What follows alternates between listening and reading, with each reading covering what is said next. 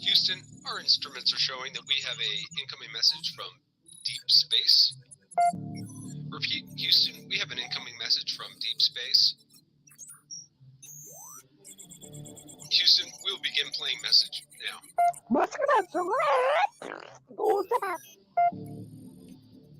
Houston, we're going to try and translate that up here. Hold for translation. Translation complete. We'll begin playing message now. Hey, it's me, Melissa. What do you do when the aliens invade? Take a shot of MK Ultra and watch Melissa Jade. Put on your tinfoil hat and tune right in. We got that crime spree, flat earth theories, government conspiracies, a complex Mandela effects, unidentified objects, a mind expanding, fake moon landing, what it all been understanding. It's me, Melissa. It's me, Melissa. Aliens on the sun or in Area 51. Time travels, unravels, haunted castles, cops are baffled, potential experimental thoughts that make you transcendental. It's me, Melissa. It's me, Melissa. Crime sprees, flat earth theories, government conspiracies, complex Mandela effects, unidentified objects of mind expanding, fake moon landing, what it all been understanding. It's me, Melissa. It's me, Melissa.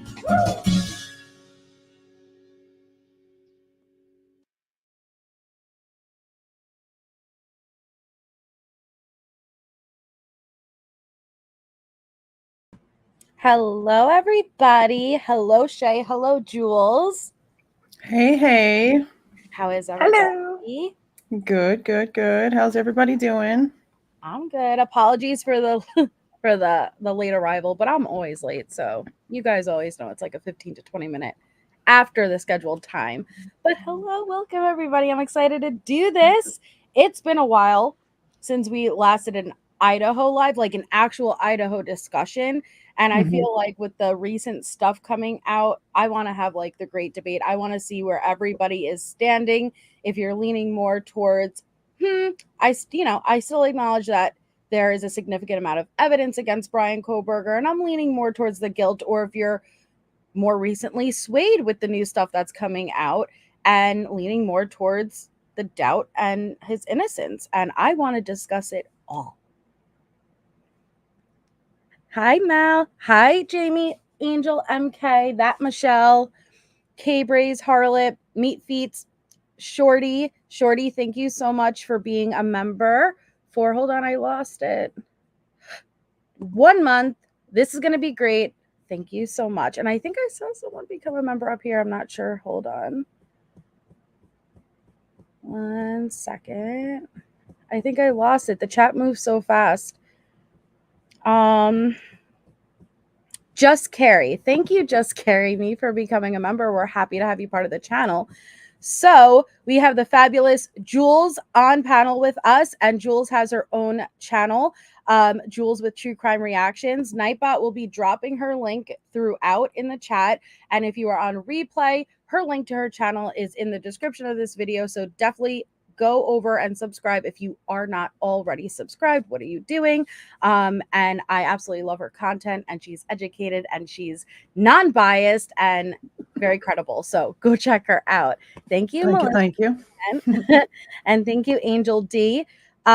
Shay has been looking at my butt for 7 months. Okay. I love my butt. I love my butt. So put a 1 in the chat if you are aware with the recent alibi documents. Put a 2 in the chat if you have no idea what I'm talking about. Hi, Tess. I'm going to pull it up because this is where I want to start. Okay, so let's see. We all knew. Oh, we have some 2s. We all knew what Brian's alleged alibi is, which was going for a nighttime drive. The last time we spoke, it was going for a nighttime drive, but I cannot tell you any place at any time I really was at, other than I wasn't at the house at the time of the murders. That's pretty much it, right? Yeah, basically. The really only thing that kind of maybe threw people off is that she kind of made it sound as if he was driving around prior to the time that the PCA states that he left his apartment. But other than that, yeah, it was basically like, yeah, I was driving around, I wasn't there. Pretty vague. Pretty vague. Thank you, And Shay. the stargazing is like the new stuff. Well, yeah. Well, I don't think that that's what it says. Like, I honestly think that people are just like grabbing that and thinking that's what it says, but it doesn't say that he was actually like out stargazing per se. There's just evidence of him having that sort of behavior on his phone. Is really all it says. Thank you, Shay, though. Shay gifted 20 memberships. That's very kind of you. Thank Aw. you, Shay. Congratulations to whoever the recipients are. And thank you, Riddler, for being a member for 12 months. Outstanding channel, MJ. Your voice is professional. Your voice is loud, but thank you so much. And thank you for gifting the membership. Congratulations to the recipient. So I'm going to pull up the most recent documents. They're short and sweet. They're short and sweet the way I put it, because I have a lot of thoughts on this. And so it reads, come now, Brian C. Kohberger, by and through his attorney of record, Ann C. Taylor, hereby files a supplemental response to the demand for an alibi in compliance with Idaho Code XYZ. So what was interesting originally about the alibi, it was the whole debate of, is this an acceptable alibi? Because an alibi is usually something that definitively would put you at a certain place or time, and there's usually a witness involved. But this alibi kind of was like the alibi without an alibi of, yeah, I was driving around, but I'm not on, at the time, I'm not, there's no witnesses, I'm not on camera, I'm not, there was nothing that really solidified it. But now we have a little bit more to it, because it says, Mr. Kohberger moved to Pullman, Washington in June of 2022. As an avid runner and hiker, he explored many areas of the Palouse. How do you pronounce that? I don't know. I said the same thing. I was like, I hope I said this right, but I don't know. So I thought it was Palouse. Okay, we're going with that. Yeah, we're going with that. He explored many areas of the Palouse. Of note, he explored Wawawai Park in July of 2022, and this became a favorite location. After the school year began, Mr. Kohberger was busy with classes and work at Washington State University, and his running and hiking decreased, but did not stop. Instead, his nighttime drives increased. This is supported by data from Mr. Kohberger's phone. And it's showing him in the countryside late at night and or in the early morning hours on several occasions. The phone data includes numerous photographs taken on several different late evenings and early mornings, including in November, depicting the night sky. Mr. Kohberger was out driving in the early morning hours of November 13th, 2022, as he often did, to hike and run and or see the moon and stars. He drove throughout the area south of Pullman, Washington, west of Moscow, Idaho, including Wawawai Park. Partial corroboration, Mr. Kohberger intends to offer testimony of Cy Ray, CSLI expert, cell tower, cell phone, and other radio frequency curricula VITA is attached to show that Brian Kohberger's mobile device was south of Pullman, Washington, and west of Moscow, Idaho on November 13, 2022. That Brian Kohberger's mobile device did not travel east on the Moscow-Pullman highway in the early morning hours of November 13th, and thus could not be the vehicle captured on video along the Moscow-Pullman highway near Floyd's cannabis shop. Additional information as to Mr. Kohberger's whereabouts as the early morning hours progressed, including additional analysis by Mr. Ray, will be provided once the state provides discovery requested and now subject to an upcoming motion to compel. If not disclosed, Mr. Ray's testimony will also reveal that critical exculpatory evidence further corroborating Mr. Kohberger's alibi was either not preserved or was withheld. What are your guys' thoughts? What was your first thoughts when you saw this? my first thought was it's about time that we have something more detailed. Mhm. But this also played into exactly what Ann Taylor's sort of been telling us this whole time, that they plan to use the discovery from the state to prove Brian Kohberger was innocent. And that's exactly what this document says she's planning on doing.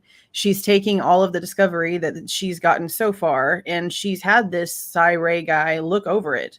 And he's only willing to testify to what he knows because he has seen. He's not just going to come out here and say a bunch of crazy stuff without having something to back it up. He's looking at files. He's most likely gotten some sort of permission to do so. That's what the defense's job is to do here. And there must be something here. And this is something that I've questioned for a while, because I know that like requests for discovery are pretty normal, especially in death penalty cases. And I think there's somebody left a comment on a video somewhere that like the average amount of like supplemental requests for discoveries that get filed in a death penalty case is in the like high 20s, mid to high 20s. So we're not even there at the average yet, you know, and we still have some time to go here.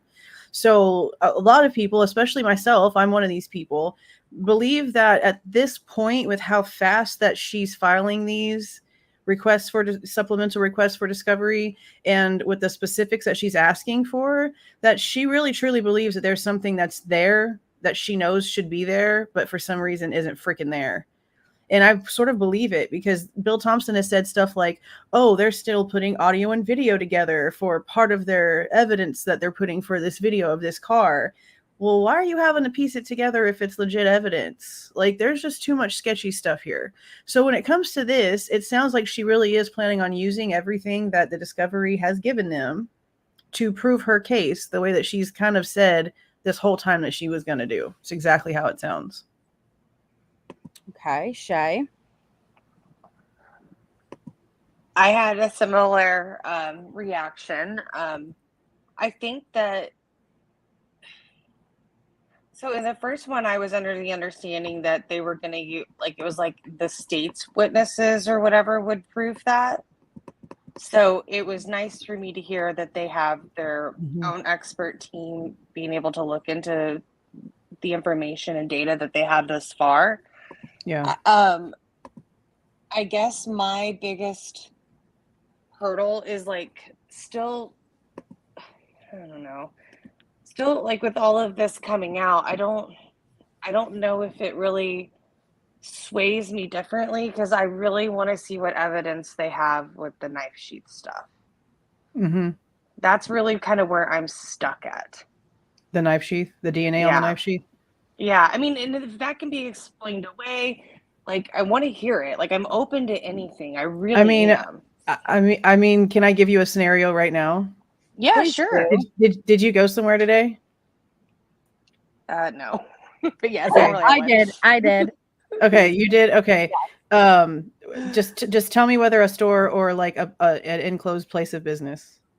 Like where I went? Yeah, was it personal or was it business? It was business. Let's just say 7-Eleven. Okay, so it was like a store. Okay, so say that you went to 7-Eleven this morning, okay, and you walked in and you grabbed something off of a shelf. But prior to you grabbing that item off of a shelf, somebody came in a few minutes before you, or even a couple hours before you, and also grabbed that item and then put it back. Okay? Mm-hmm. They left their DNA on that item. Correct. The same type of DNA that is on this knife sheath, because touch DNA is bullshit. Touch DNA is the dust particles that you breathe in whenever you're standing next to somebody. Okay? It's nothing. So say that person that grabbed that item off that shelf before you did, later on that night went and committed a murder. Okay? No, other way around. Actually, other way around. Let me switch that. I'm stupid. Let me switch that around. Say that you put the item back on the shelf, okay? And then another person came and picked up that item. Your DNA was left on that item that person now picked up and left with.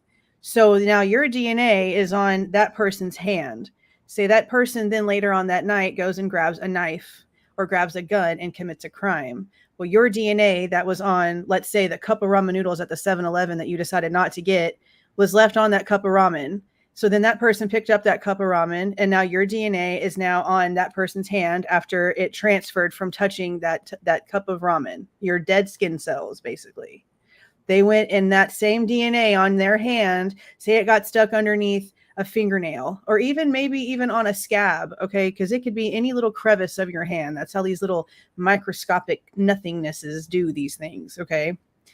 Your DNA could have went from you deciding not to eat ramen for lunch that day to being on a knife that was left at a murder scene, simply because you chose a healthier option for lunch.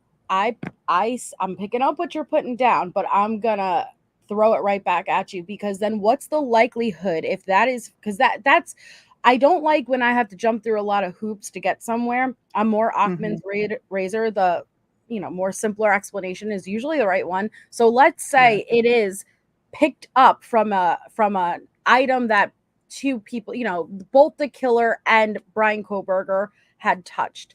What's the likelihood that Brian Kohberger's DNA would be the only evidence left on that sheath? Let's say that the killer would put on gloves, right, to protect. What's the likelihood that Kohberger's DNA got to that? And I am very big on collectively all together. Yes, if you sit here and nitpick and kind of break down one piece of the puzzle, there's doubt there. Collectively, though, put it all together, what's the likelihood? Because if it was something as simple as that, I would anticipate a stronger alibi, and not everything else to line up. Well, I don't want to say perfectly. It's not perfectly, but so far there isn't any bombshell that really opened and shut that door. I agree. And I'm well aware there could be transfer. Like, that's something that does concern, because you never want there to be a wrongful conviction, right? No. My thing is the car. Like, I'm curious of the security footage and what they have on there. Like, the likelihood also, and the probability adding into this. Like, are they able to really determine, like, the car that they're saying drove by and did that turn? Like, I've never seen that. I don't know. They can't, though. Because in one part of me, I'm like, how could they not even have partial of a plate? Like, everything has Ring doorbell, this, that. We remember the neighbor. 51 terabytes, Melissa. No. 51 terabytes of traffic, Ring cam, different angles, different directions, forward, backwards, different freaking filters, different shades, different everything. No plate. Well, just remember that he would not have a front plate. No, they said it in the PCA.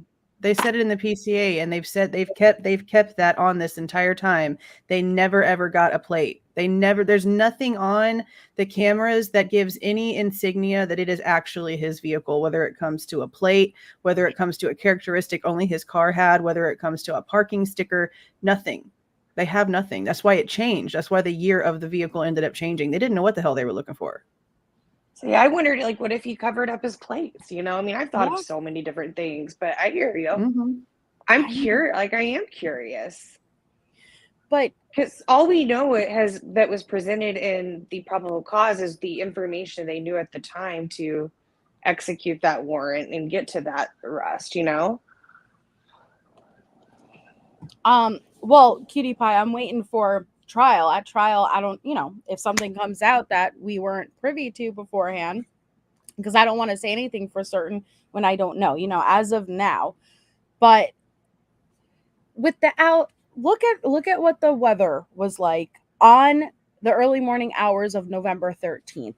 It was 90% humidity, ice, fog. Are we really gonna believe he was stargazing? Well, why don't we, like... Well, I mean, we also maybe don't need to call it stargazing. We'll say, are we to believe he was? No, but it doesn't. No. It doesn't, though. It says there's proof on his phone that he does do that. Okay. But that he was just basically doing something that he normally does. It doesn't mean that he was sitting there, like, actually, like, physically looking at the stars. Like, he could have literally just been, like, just going for a drive out in the countryside area. She's basically just trying to prove, like, behavioral pattern. Okay, yes. Yeah. That's what you're saying. Yeah, they left it pretty open. And I do remember that a friend of his back in Pennsylvania that they interviewed, he used to say he would go running with brides. So I wouldn't be surprised that There's multiple pieces of evidence that we've learned that actually matches this as behavior. Like there was an article going around Twitter that apparently a long time ago, well, not like too long ago, but he had to like call the cops to help him get out of a park one time because he was out hiking. And then we have what she just said about he used to go like night running with a friend. Yes. But then whenever I did the pool party video with like the Donna stuff about like the pool party, one of the guys from the pool party, the guy with the long black hair, he said the next time he saw Brian was out on a hike. Like he goes out to these places and does all this stuff. Yeah. So just because he drove out that way or could have possibly drove out that way doesn't mean that he was like sitting on the hood of his car with his hands behind his head just stargazing like a lovesick movie. He could have just been out like driving around, clearing his head. He might not have even walked. He could have actually gotten out, went on a walk, went on a hike. Like, I mean, yeah, he could have just been driving around normal. A lot of people do that in the middle of the night when they can't sleep or just to think. Possible. Yeah, it's pretty normal behavior. And I'd love to see, as they say that they have consistent phone data, that shows that this was not abnormal. We've said that from the beginning. Okay, when that first the alibi first came out and he was driving at night, he okay, no problem. If they show that that's a consistent pattern, I won't think it's a far stretch. But how often do you disconnect from the network? But then that will circle me back around to, well, what is the area that he is allegedly in at this point? And apparently it's an area that does not have the best service.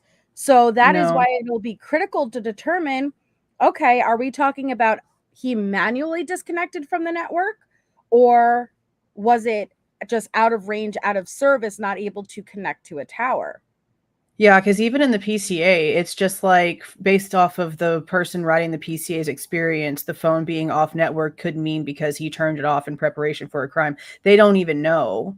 And so that's why that Cy Ray guy is coming in, because his mathematical process basically takes like the way that the waves from the towers and the way that everything is calculated when it comes to how the phones are tracked. He does it based off of like geography with the way that the big trees or the hills or the mountains or the way that it goes into a deep valley or something like that.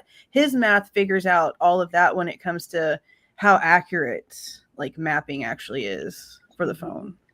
And we've heard from like interviews of his current neighbors that he was up late at night. I do not doubt that. Remember? Yeah. Vacuuming, I remember. Yeah, like 4 a.m. vacuuming, I remember. And so there was 2 reviews for this, and I forgot what it's like, whatever it's called. And the reviews say, oh, it was a great place. Absolutely no cell service though. And then this one is June 11th, 2023. And then there's one from February 25th, 2021. It says it's a canyon, so cell service is non-existent.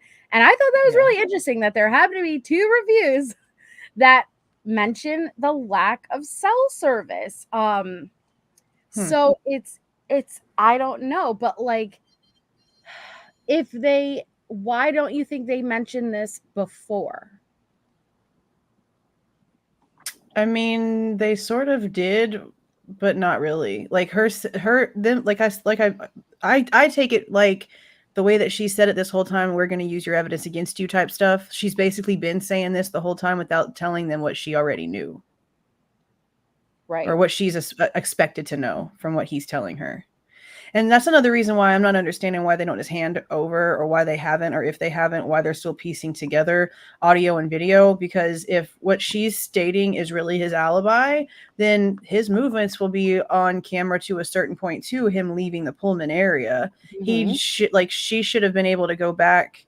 which I'm sure she has, because like that would be the whole point of him telling her, this is whenever I left my house and this is how long I was over there and I remember going down this road and blah blah blah whatever, because he's had a long freaking time to think about it. A lot of people are questioning, well, how is he supposed to know all this now? I can't remember what I had for breakfast yesterday. If your life was on the freaking line, you're gonna sit there and you're gonna think until you remember every little detail down to if you tied your damn shoe or not. Okay, you're gonna know. So by now he should have given her like a lot of detail. Well, okay. And so Ray, you know, like that's who they referenced in the alibi documents that said, and what I thought was interesting is what you said to me, Jules, is how he's usually trying to get the bad guys in jail, you know, like he's usually for witness for the prosecution. So it interested you, right? Correct me if I'm wrong, that he's taking the opposition now and saying, hey, no, I'm willing to put for the first time. He's putting a 20-year career on the line for, it's a strange move to make and it not be something that I pay attention to for sure. But we did see that, you know, just to be fair, we did see that there was this, and shout out to Michelle. Michelle was the first person who showed me this document, and it says, well, not document, article. Colorado judge finds C of unreliability in cell phone mapping data used by police. And it actually references Ray. And it says, I'm trying to figure out where the spot is. Hold on, I have it here. 1 second. Okay, so this, okay, there it is. So it said, because I don't want to read the whole thing. Here it says, Villasenor found that Ray, who did not return the telephone messages seeking comment for this article, was not a credible witness. He inflated his credentials, inaccurately claiming to be an engineer, the judge wrote in his ruling, stressing that Ray had testified that he is more of an engineer than an engineer. As noted, his sole academic degree is an associate's, and there's no evidence that it's related to engineering, nor is there evidence that Ray's taken any engineering classes, the judge continued. To be sure, he has created a booming business and has successfully pitched tracks to several law enforcement agencies, but a sound business model doesn't equate to an accurate error rate. So what do you guys think about that? Does that make you have any pause for concern? Like, where do you guys stand with it?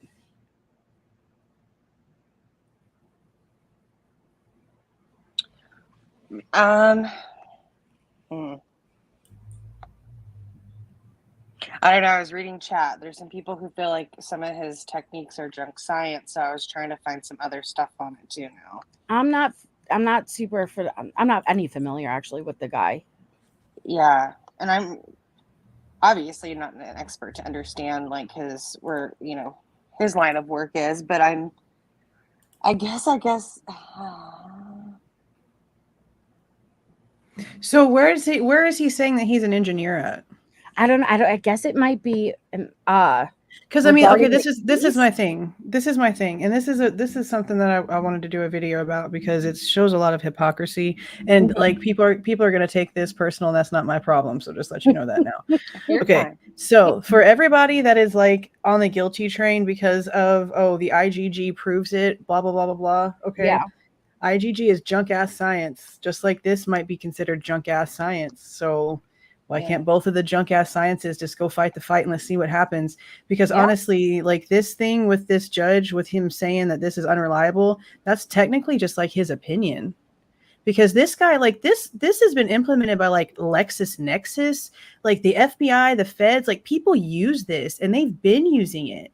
So, I mean, if people like the feds can use IGG and there's no degree for that shit either, bro, like there's no degree for that. You have to self-teach yourself. Yeah. So it's all the same. Yeah. There's a junk science working for the prosecution. And now we have a technical junk science working for the defense. Just let them battle it out and let's see what happens. I want to see the data, that's what I want. I want the details. Yes. Yeah. Bring it up on a PowerPoint and let me see, the movements, map it out for me. Because right now, just like the PCA, it's all just words on a piece of paper. That's all it is. Like, yes, you have that level of expectation that they're being honest, right? But until it's all unfolded and shown, I'm reserving my judgments, But when this alibi came out, I wasn't pulled like up, okay, like this is alarming to me, like I'm leaning more towards I expected this. Yes, it's interesting that you have Cy Wright who's willing to get up on the stand and say he's going to prove this. Okay, yeah, I'm open to I'm open to anything, like, but then I asked myself, okay, what time was it? Let's say that, yeah, he's willing to get up on that stand and it's not close enough of a time from the time of the murders to satisfy us. Like, what time do you think you'd have to see him there to be satisfied?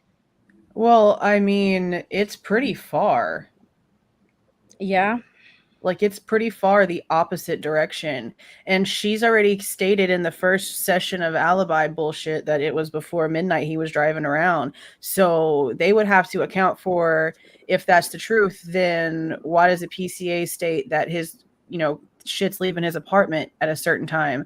Because not everything in the PCA is going to be false. They just missed something somewhere. Like, I think at one point they probably were like there's probably pieces in there that all belong to like one person, and then a couple of pieces that all belong to another person, but they just have all their pieces mixed up and they don't have the puzzle. Like, they're working like 5 or 6 different puzzles at one time and they're trying to push it all together. Like, I really don't. They made it really clear there's over 20,000 of those vehicles. Look how many freaking college students, how many just on campus. Like, there's no way that that's the only one with 20,000 in the area just there. There's no way. I don't think it's It has to be 20,000 in the confusing. area. I think that's what Fry said.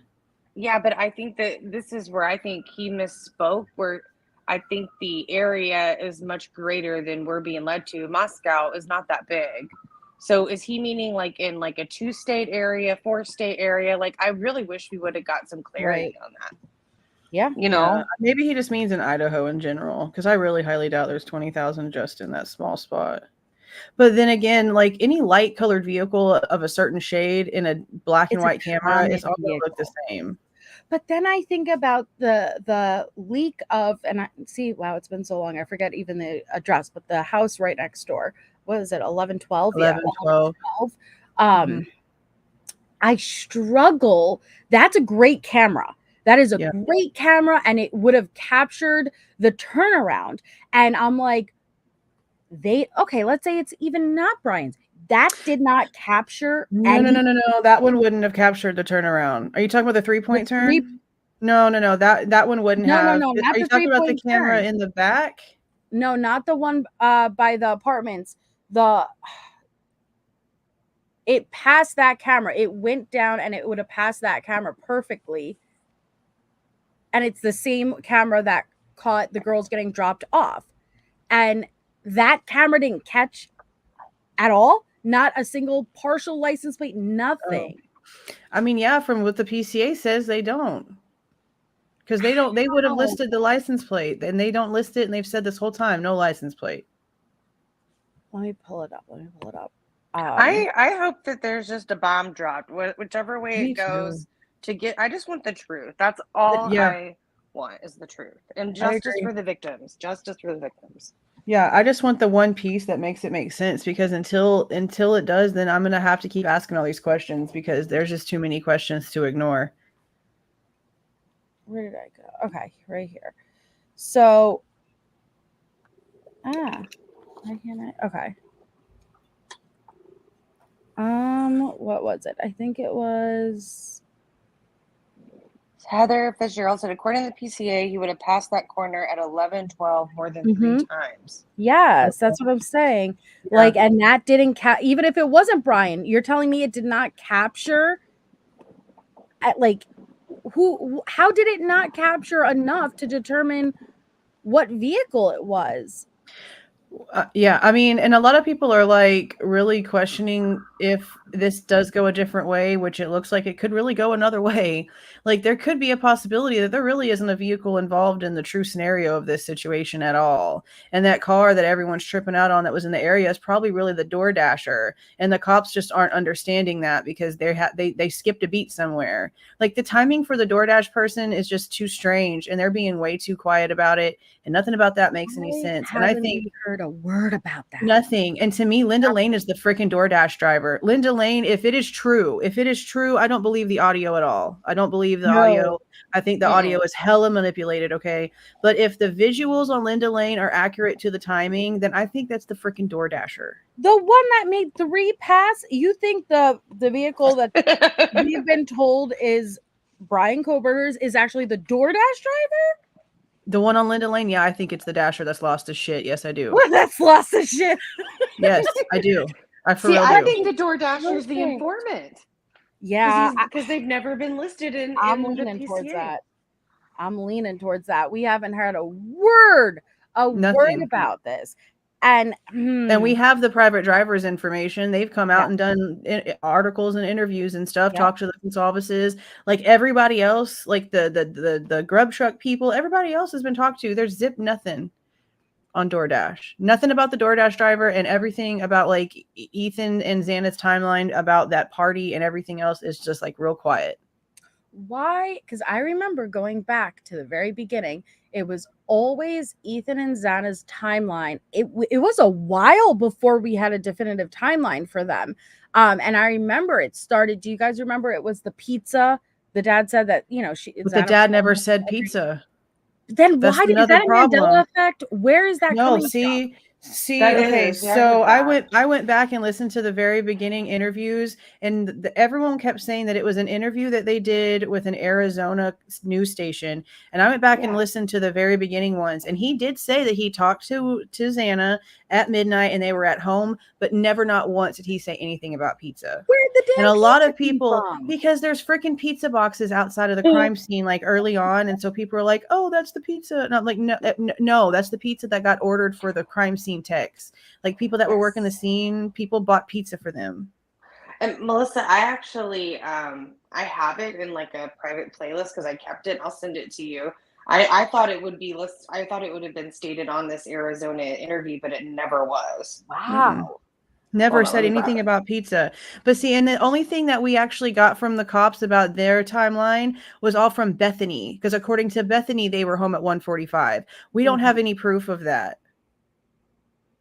But from Bethany. But if they were really home at midnight for Xana to tell her dad, that they were home at midnight, well, then Bethany's the one that said it was like, 9 p.m. at the party. So what happened in those 3 hours? And why are we only getting that information from third-party sources? Like, did they not also see this happening whenever they checked and made sure the timing that Maddie and Kaylee got home? Because you'd think that it would be all on the same camera. We live in the age of technology. It is so unlikely that this car was not captured multiple times. Not every camera is going to capture a great photo of it, but collectively they should have it pretty detailed. And so I do struggle with, can they not prove that this is Brian's vehicle? Like, are we going to get to trial and they're not going to drop some bombshell that, bam, without a doubt, that is his vehicle captured on camera? I don't think they can. I really don't think they can. I mean, that's what's insane to me, because for them to go all the way across the country, they had to have like something that really told them this was going to be worth it. And if you've been paying attention to like the money results and stuff that have been coming out recently, just the freaking plane trip to get like him here was over $20,000. Okay. This case has cost millions of dollars, almost like $4 million. And can you imagine if they're doing all this to try to like prosecute an innocent man? Well, $4 million. I sure as hell hope not. But I like King Scarlet News says, And saying Sai will testify that the phone does not go east towards Moscow absolutely does not mean the car didn't. He is there for doubt purposes. And that's a great discussion to have, because what if it could only be proven that the phone stayed still at that location, but they can't prove the car was at that location? Where would you guys stand with that? Well, then that would either A, mean that he left his apartment, drove all the way to the park, dropped his phone off at the park, then drove all the way to Moscow, did some crazy shit, then went all the way back to the park, then picked up his phone, then went all the way back towards Moscow, but went south so that it showed back up on the towers in Bowie or Genesee or whatever that shit is south of Moscow. That's a lot of round trip drives. Or I've been right this whole time and there's a codefendant. I mean, there's really no other way around what she just said. Okay, so give me your theory regarding a codefendant, because I've never been really, I'm open, but there's been zero evidence, in my opinion, that I have seen that would lead towards another person being involved. And I understand people are like, it's a tight, time frame. I'll take the Apple River killing, for instance, in the attacks. Do you see how fast that all happened? Did you see how fast? I've seen clips of it, but I don't really know a lot about it. Okay, the multiple people were stabbed in seconds. Okay, now, but yes, what was it? It was Yes. daytime and they were all in one collective area. Yes, There wasn't correct. multiple stories in the dark. Correct. Yeah. But it's not like, okay, but we're dealing with more time and sleep. Well, some sleeping. It doesn't take that long. Yes, I struggle with how tight it is too, but Yeah. that's the only thing that would really lead me towards someone else being involved. What are your opinions about that? Like, what pulls you in that direction? Okay, so I mean, it's kind of hard to describe because some things have changed since I first did these like series of videos, but it's been a couple months now, not a couple months, it's been a while. But I did like 3 videos on this where I went through and I took like everything that's listed in the PCA, because again, this is from the PCA, just if the PCA has their shit together, which I doubt, but anyway. The car is still like moving around the neighborhood while Dylan is hearing shit inside that house, if the PCA is right. So that's number one. If their PCA is right, then there's no way that the car is moving around and making all these turns at the times they're saying that it is, while they're also giving us timestamps for Dylan hearing things in the 417 for the camera and the 412 for Xana's TikTok and blah, blah, blah. There's no way he could be committing these crimes and driving. He can't. So he's doing one or the other. And I agree that there's a good chance that there might be that the PCA may not be as tight as, well, it's not so much the PCA isn't as tight versus it's not as tight as they'd like it to be, because I think they did rush a bit. I think they did, and Brian can be guilty and that still be true at the same time, or he could be innocent. I think there was a lot of public pressure, and I think things may have been like put together and in a bow quicker than they should have been. Well, and not only that, but it also says like suspect vehicle number 1 on his arrest warrant. And to me, that would make sense to there being a possible other person, because you wouldn't say anything about a vehicle that has nothing to do with the person being arrested, but there shouldn't be a number if there isn't another one involved. Yeah, there could be. It could be DoorDash drivers. And then there's the rules. There's the ICR rules. And, these court documents have to be precise, right? Yeah. Like they have to be very freaking precise about what they put in there, especially whenever they're citing case law or any sort of state regulations, okay? Whenever they cite these ICR rules, it's like 16, something like that. I have a few videos I've talked about it because it still bothers me, because they've done it every single time and they've never not done it the way I believe they should. So it's like ICR 16, 1 through 8. And number 2 of that talks about a codefendant. And instead of them, every time they've cited it, and it's been, probably like a dozen times at least they've cited it this way, instead of doing ICR 16, parentheses, whatever it's supposed to be, and then like 1,3-8, they always leave the second one in there. And to me, that matters, because they're supposed to be putting that stuff in there precise. And if there wasn't another person, then why are they not citing it correctly to exclude that part? I don't know, but I always took suspect vehicle number 1 is because it's still an open investigation at that point. And if another suspect vehicle comes into play, what do you think? They're going to go backwards and then, well, let me change this to 1 so we could add 2. They're always going to keep it at 1. And, and I don't know for certain, but I just think logically that they would keep it at 1 to keep that door open in case another car comes into play. But I hear what you're saying too. I mean, to me, it just wouldn't make any sense because they've never acted like it's a possibility. Right. That there could be another person. Like, they basically are like, oh, we got him, case closed, now it's time for court. So why list it that way if they're so like concrete? We got it. Because I guess you can never know, like, I don't know. I don't know what the protocol is, so I don't know if it's abnormal or normal to do that. So I can't say. I've heard it both ways. See, this person saying it's normal, blah, blah, blah. But I've had a lot of other people, like even police officers that I personally know, say, yeah, like that's not normal unless they actually think they're looking for another one. But then I have also heard it from people that have worked in the field that say, no, that's normal. So I guess maybe it just depends on the state and what rules are followed, because it seems like nobody follows the same rules. Yeah, it's hard because there are people, and I laugh about it all the time, just for different discussions. The chat will be like 100% definitively black, and then the other half of the chat will be 100% definitively white, and it's like you have people who are certain it's one way, and then people who are certain it's the other. So it's hard. Mm-hmm. Yeah, you have to be able to flow back and forth. What do you think, Shay? Sorry. So I take it back to the first time that they obtained any kind of video footage. So say they can't truly detect from the footage next door to the house what the details of the car are, but they see 2 vehicles come into the area at that time. They have to label them for their own investigation. And I think that's where you get suspect vehicle 1, suspect vehicle 2, and that's how they got numbered. I believe one of them could be the perpetrator, the second could be the DoorDash driver if the DoorDash driver is not the perpetrator.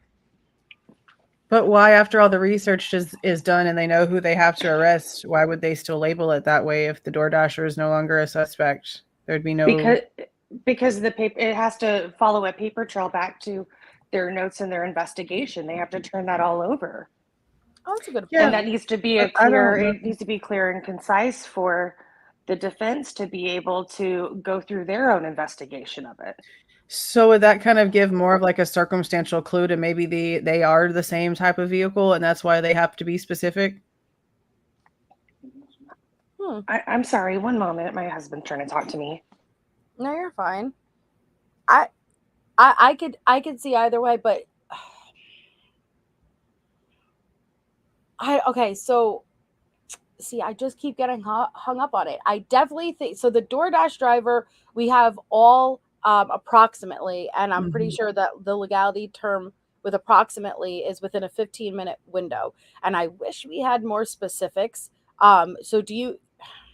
We don't even know if it was handed to anybody or if it was left at the door. Saying it's just she received DoorDash. Like, what I want to freaking know, because this could be something else too, and I've thought about this. I really have thought about this.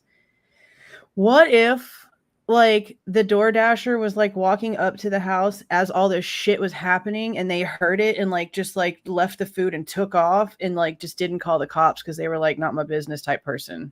And then lo and behold, this is what happened. And that's why they're just like keeping them quiet, because they should have actually called the cops and they didn't. I mean, I guess anything is possible. I struggle with, I've always struggled with, okay, if the DoorDash came first, if like the killer saw that DoorDash driver, why would they gain entry? That's alerting you one or more people are awake in that home, and we're supposed to believe it happened side by side.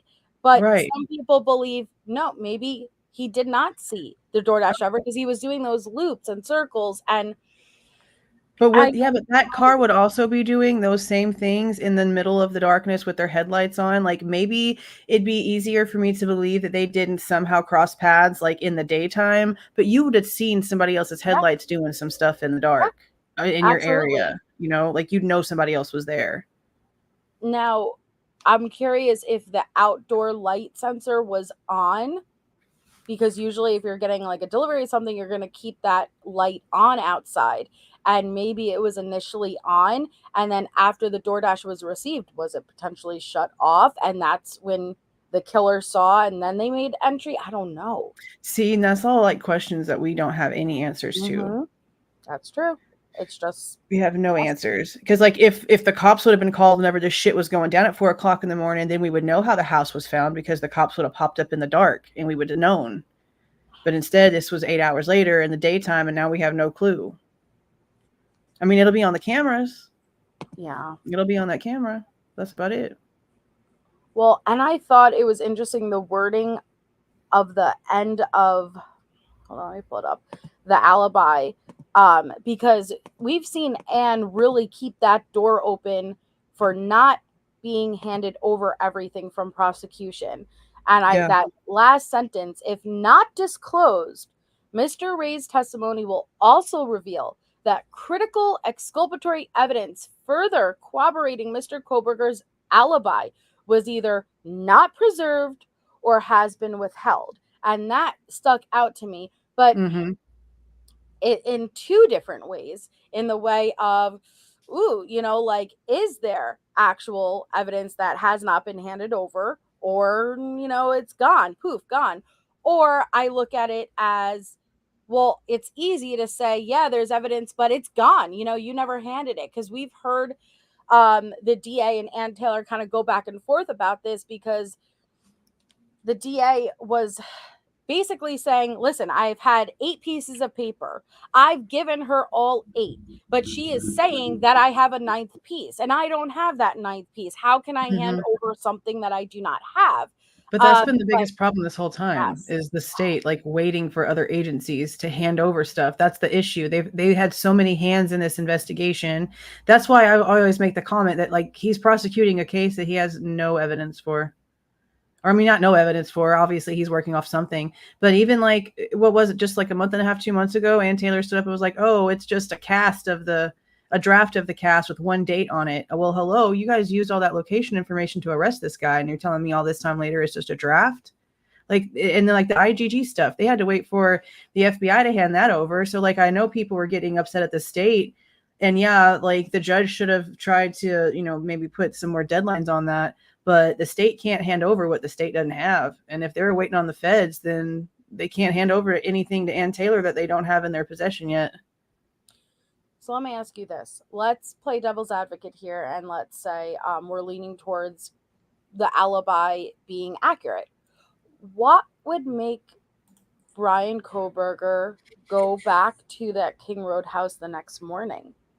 Damn, I hate that you just asked me that question. Sorry.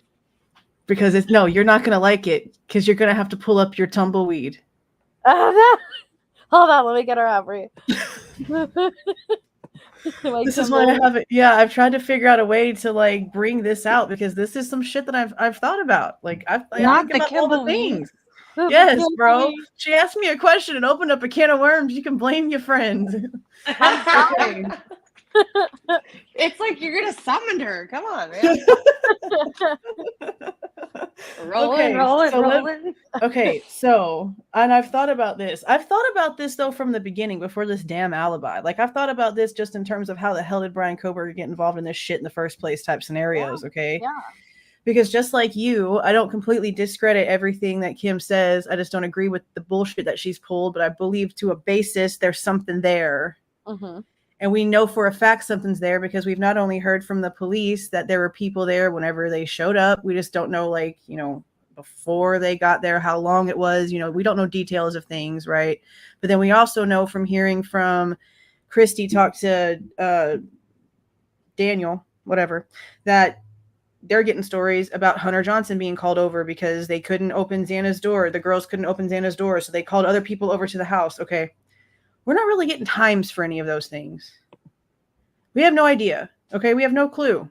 And Yes. if the other things that we've also heard are true about how now, you know, the PCA even states, based on the forensic downloads of Dylan and Bethany's phones, okay, that's how they're putting the timeline on this event, not per the victims' phones, not per the cameras technically, but per the two survivors' phones, okay? We also have the families and other people coming out claiming that they know that the two phones were communicating with each other during the time of the crimes, all right?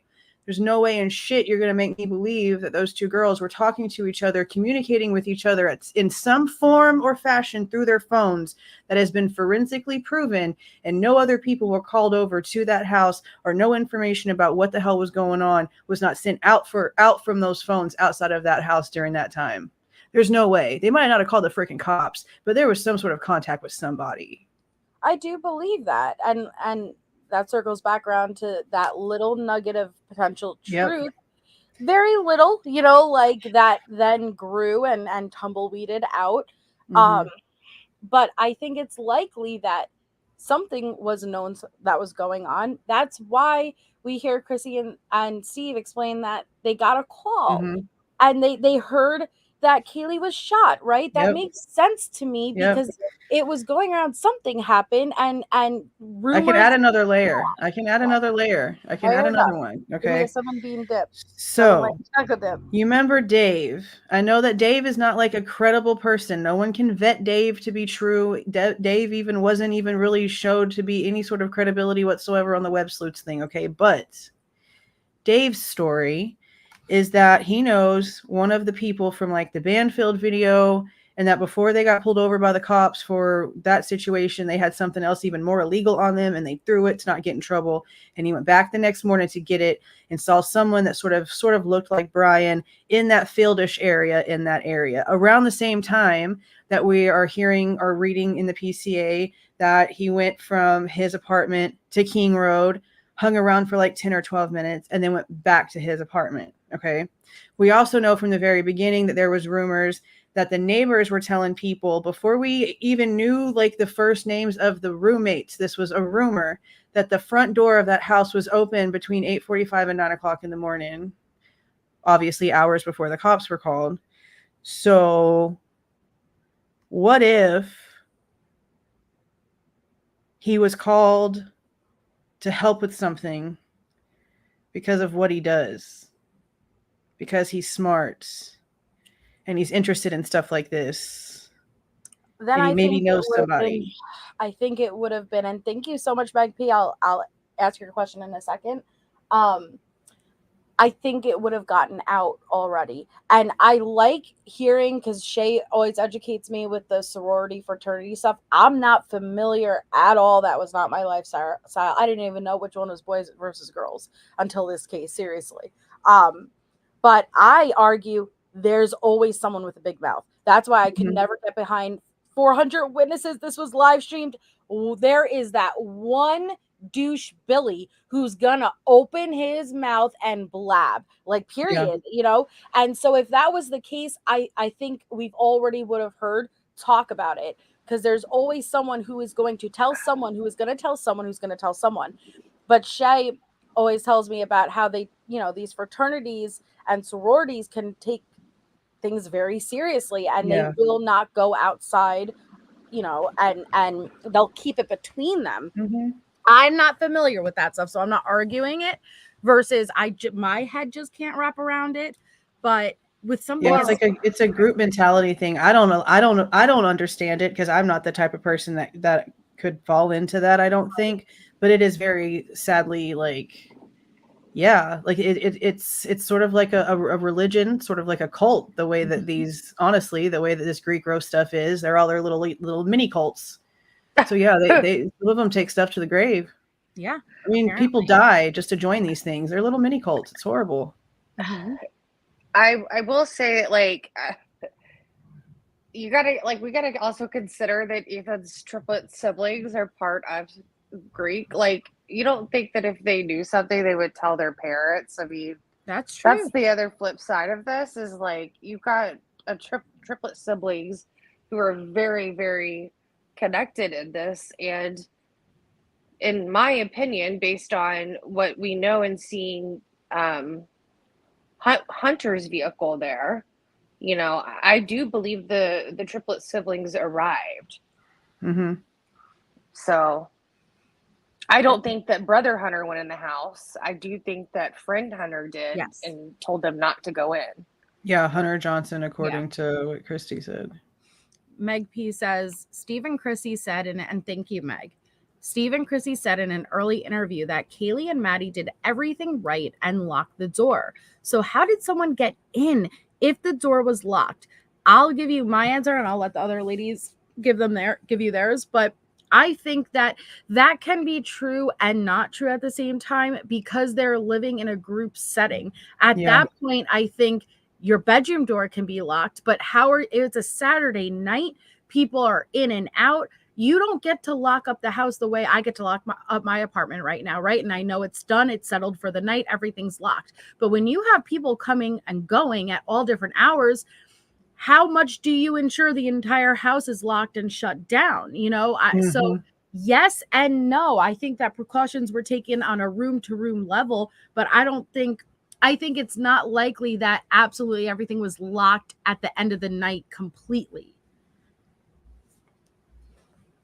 And not just that, but like if there is some sort of possibility that Xana actually did get the DoorDash, answer the door for the person, there's a possibility that maybe they didn't lock the door, or maybe whoever this is like used that opportunity to like make sure the door didn't relock. But then again, we've also heard that like everybody had the damn lock to that, you know, the code to that door. I mean, we even have body cam of them having like a whole party while there's literally no one there. Like it's just people in and out of that house constantly. So they can lock it all they want to. A lot of people had like the codes and had access to get into that house. A lot of people. And they all came home at different times. So like I know I lock down when I'm home and done, but others aren't. Others are coming and going. So how can you really lock it down to that extent? You know, I don't know. And I don't deny that, you know, Kaylee followed true crime. I'm sure she was aware of that type of stuff and did the best she could do. But again, when you're living in a group setting like that, I can't imagine it really going beyond your personal space. As far as mutual space, I'm not sure what the protocol was to locking things down. Yeah.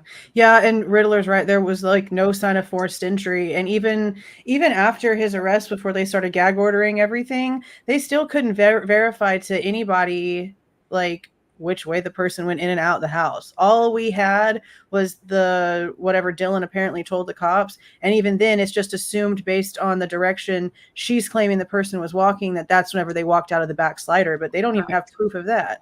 But where does it state there was no sign of forced entry? Because I do think it's very easy to. I think. Yeah, it was in a press conference. Yeah, it's not in the PCA; it's in the press conference. Okay. Well, I mean, it is easy to break into sliding doors. Yeah, because they did lie multiple times during the press conference. They sure have. I guess we can argue that, but plus they had the dog too.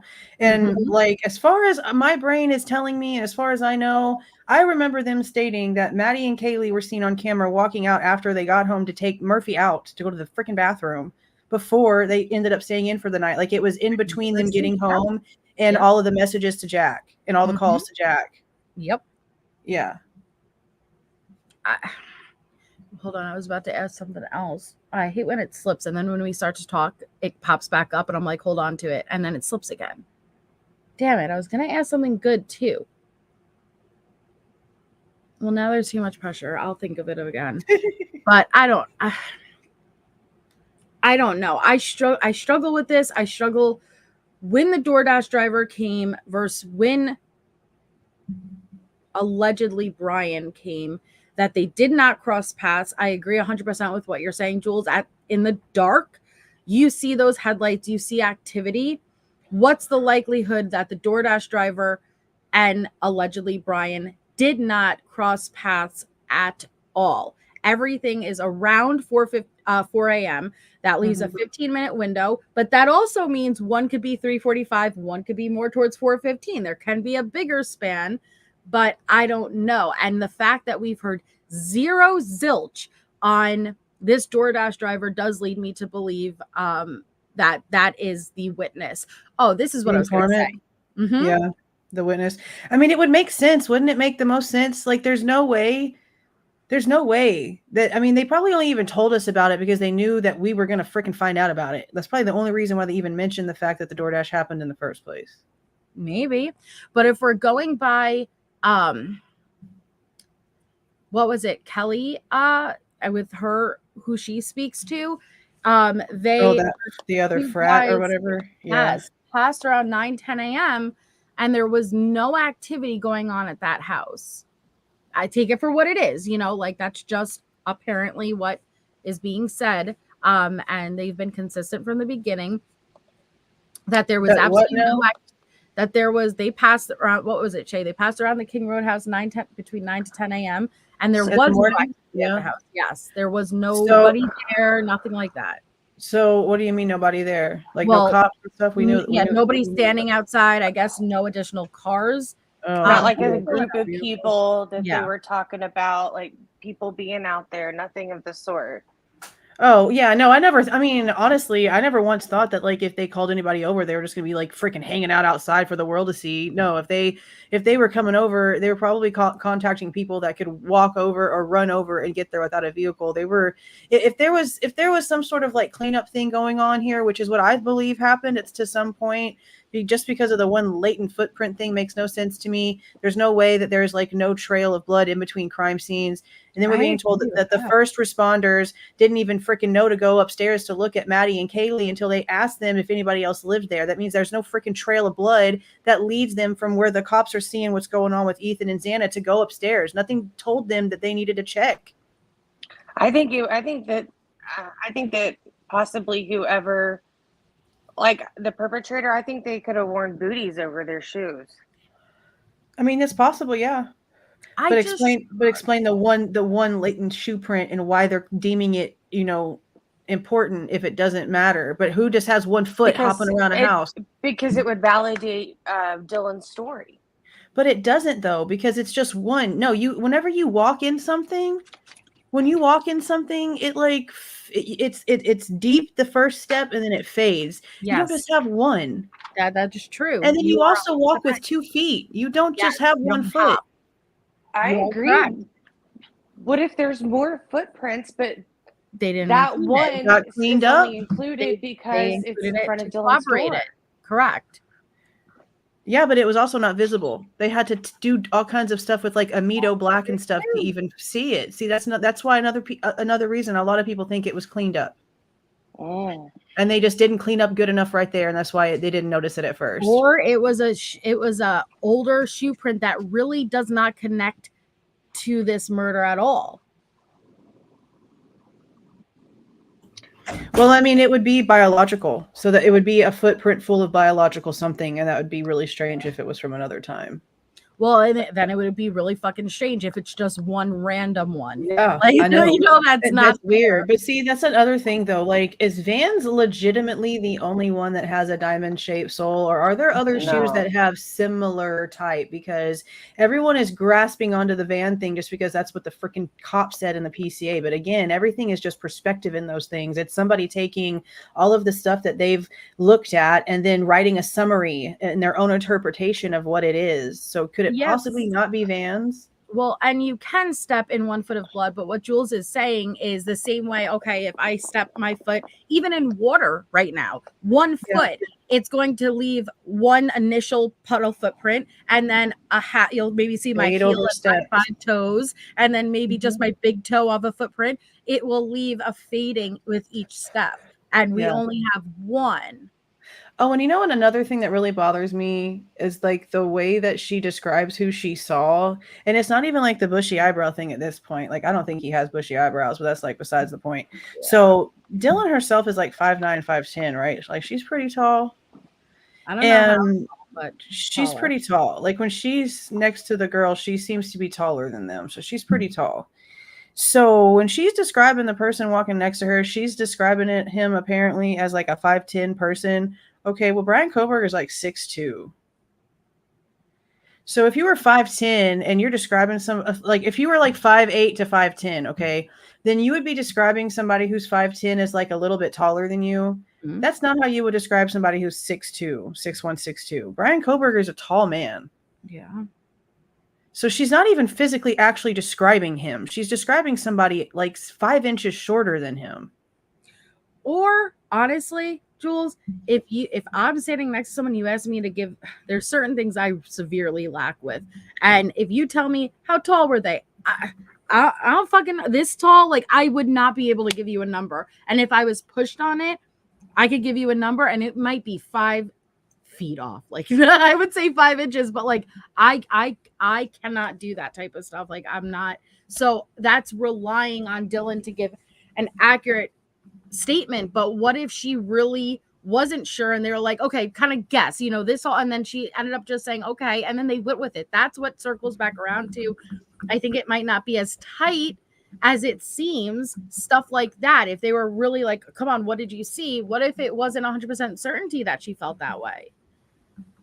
Well, and another thing is, I really wish that they would have told us whether they like let her see his face. A lineup. Yeah, like even if it was just like with a mask on, like does this eye area, eyebrow, forehead area, does this look familiar to you? I just struggle with, and I always have, with the summoning of the friends. Like because if we're to believe, and this is, you know, not law enforcement who said this, but as far as we know, nobody ever went upstairs before friends were summoned. But why? If you could, I guess it circles back to an argument of, do you believe Dylan tried to get that door open in Xana's room? Or do you think she was kind of locked in her room in more of a frozen phase and nobody was answering and then she summoned friends? Because if she couldn't get that door open, and we're going with that theory, you had 2 people upstairs capable. And how'd you even know for certain they were in there? Because I could tell you, if that was me and I'm looking, I would go to people already in the house. Yo, you know, like, is Xana up here? Anything, you know, like, I can't get the door open. Can you help me? I wouldn't be summoning friends. So the only way I could believe that is if she was in her room, she's freaking out, nobody's answering, because maybe she's trying to reach out to all the surviving victims. It circles back around to, what was it, Ethan's aunt or Xana's, someone on Reddit that originally posted that Dylan tried to call all of them, nobody was answering, and then it's based off Dylan. Yeah, but then Christy said that there was no missed calls from her on Christy's There was no phone. missed calls, right? So it's I feel like I'm gonna rip my hair out, but I know. the only way I could believe it is if she stayed in that room, and the only person who's maybe answering at this point is Bethany, and that's why it's based on that phone data. She may have been messaging, yo, did you hear that? Something as simple as that, like, what's going on? Nobody else is answering, and the fact that nobody's answering is freaking you out to where you don't want to go outside the room, and then you summon friends over. But then, is the door unlocked already? Was the door open that entire night? If that sliding door was open the entire night, do you know how cold and freezing it would be, especially in Dylan's room? Yeah. I have so many questions. questions. I know that the fraternity that what is her name, Kelly? I know that the fraternity that she talked to apparently says between 9 and 10 that there was no movement in that house. But we heard rumors, like I said in the very beginning, like there's articles talking about how multiple neighbors were claiming that the front door was open between 8:45 and 9 o'clock. And that was before all the crazy stuff started even happening. That's whenever we still thought somebody passed out on the front yard. Yeah, so her connections are within the Sigma Chi and very closely tied to the Chapin family. Whose? Kelly's. Oh, Kelly's. Okay. Yeah, sorry. Yeah. But I know she talks through everything with them through lawyers, because they want to be very cognizant of the information that, you know, they provide. They don't want to jeopardize the case. Yeah. All right. right. They also don't like ask questions either. And they seem to just be okay with like the university taking control of everything, which doesn't make sense to me because this didn't happen on campus. That's a great, what was it? The last time we did a live, we got into that stuff. I thought that was very interesting points you were making, Jules, that why were they so involved when this was not on campus? Yeah, these girls signed leases and paid rent. Like they were 6-month leases. They paid rent to a landlord. There were people in that neighborhood that had children and had regular jobs. Like there were other college people there, but this had nothing to do with that. And they just took over everything. And it's just really strange. And like, even like there's more information coming out about all the money and all the weird stuff that's going on with the money and stuff not adding up with anything. And it just doesn't make sense that they wanted this house just gone so quickly. They're falsifying what they were, what their intentions were with the memorial on campus situation and not being honest with any of that or where that money is going or coming from. And there's a lot of just sketchy shit going on with that school. And I don't understand it. Well, and I hear what you guys are saying. Like KJ says, I think it's because the school runs that whole town. Absolutely. But why this is bad on their name? It's it's not fair, but like it smears dirt, and I don't blame them for not wanting to get involved. So it's kind of like they got involved, very heavily involved. And what exactly purpose would that serve? Because I don't know if it was you, Julez, but somebody said, like, what other situation do you know where a crime occurred not on campus, but then the campus took such an active role? And maybe there is, I'm just not familiar. Yeah. Well, see, and like even with the Riley Strain case, like what happened wasn't technically college related, but it was still sort of like fraternity related because it was like a fraternity thing. But even that school that's related with that situation, they're like, this happened off campus. All we can do is like be supportive and be here if they need us, but we can't really do much else. That's basically the way that the University of Idaho was supposed to act. They were supposed to just be a support system. They weren't supposed to take the lead. And it's really strange. Like, I don't know of any other situation like that where the freaking principal basically of the, whatever they're called, the dean or the president, Scott Green, is like at the press conferences for what? This didn't happen in an on-campus dorm. What are you talking at the freaking presser for? Well, and remember I went and started like pulling a bunch of like articles on Scott Green's like interviews about the book, he wrote. Yes. Mm-hmm. And it was that like cringe quote that a source, or sorry, somebody like interviewed that put in their article where it was basically the book was to prepare like university like presidents or whatever for crisis situations, and at like the last hour they decided to put in the homicides and their response to it. And like he had this cringe little comment about well, the next semester, our enrollment was up. I'm like, really? And see, that kind of stuff right there is why there's so many like government conspiracies about the kind of stuff that actually gets like implemented by the government versus what bills are about to be passed. That kind of crap right there is a prime example right there. Oh, we're gonna have a crisis. Let me go ahead and make sure that we type this crisis in this book I'm gonna go make money off of all this crazy stuff. Yeah, that was weird. That was weird. Yet they only spent $3,000 apparently on counseling service of the $1 million they requested in emergency funds. I think it was like $3,700 in counseling, something like that. $3,400 or $3,700 out of $1 million.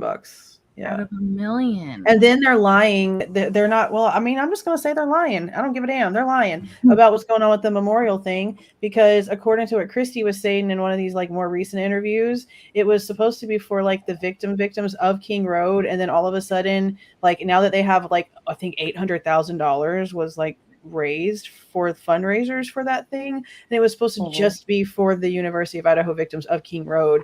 And then all of a sudden it's like, oh well, now it's going to be for like everybody that's ever been a student here that's died. It's just going to be like a general memorial after they used their names to like raise all that money, almost $1 million, and then like they didn't even tell her anything about it. There's been a bunch of changes. They're not keeping the families involved within any of it. They're just doing all this crazy stuff and using it for money and then changing their intent. Yeah, and Christy seemed like genuinely shocked whenever she heard that. Like she wasn't aware that it was going to be, because I get where she's coming from, is like, you made this money off the death of my child and you put it out here, you're doing this healing garden and you haven't really been in touch with us. You destroyed the house. We asked you not to. Why did you get the house? It wasn't even on campus.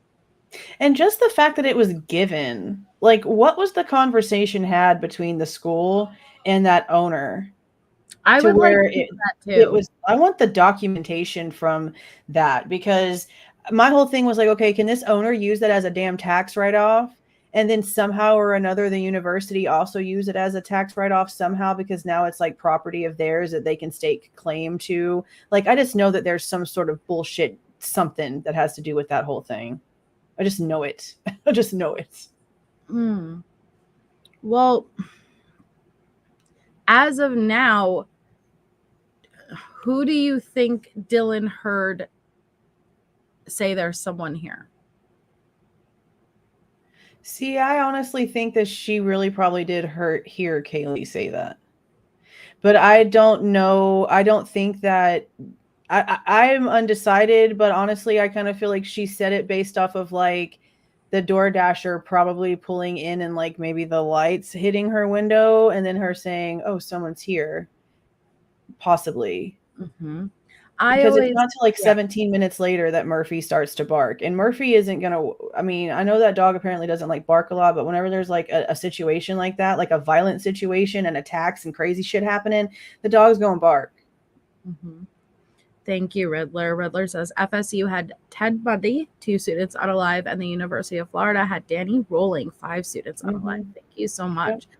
I always originally thought it was Xana. I thought that initially the killer came in, went upstairs. I don't know if the target was 1 or 2, but either way, 2 took place. And then on the way down, paths had crossed, and it was actually Xana who had screamed, "There's someone here." But now with more information and to learn that Kaylee had woken up, as horrible as that is, she had woken up and she passed away up against, as her mom described, imagine being trapped in the corner of the bed and kind of slumped over. So she did wake up. So the thumps that I believe was being heard was Kaylee struggling to kind of get out, because if you have ever slept in the middle of a bed that's up against the wall, there's someone on the outside. Usually you're locked in with the blankets because the blankets are tucked between the bed and the wall.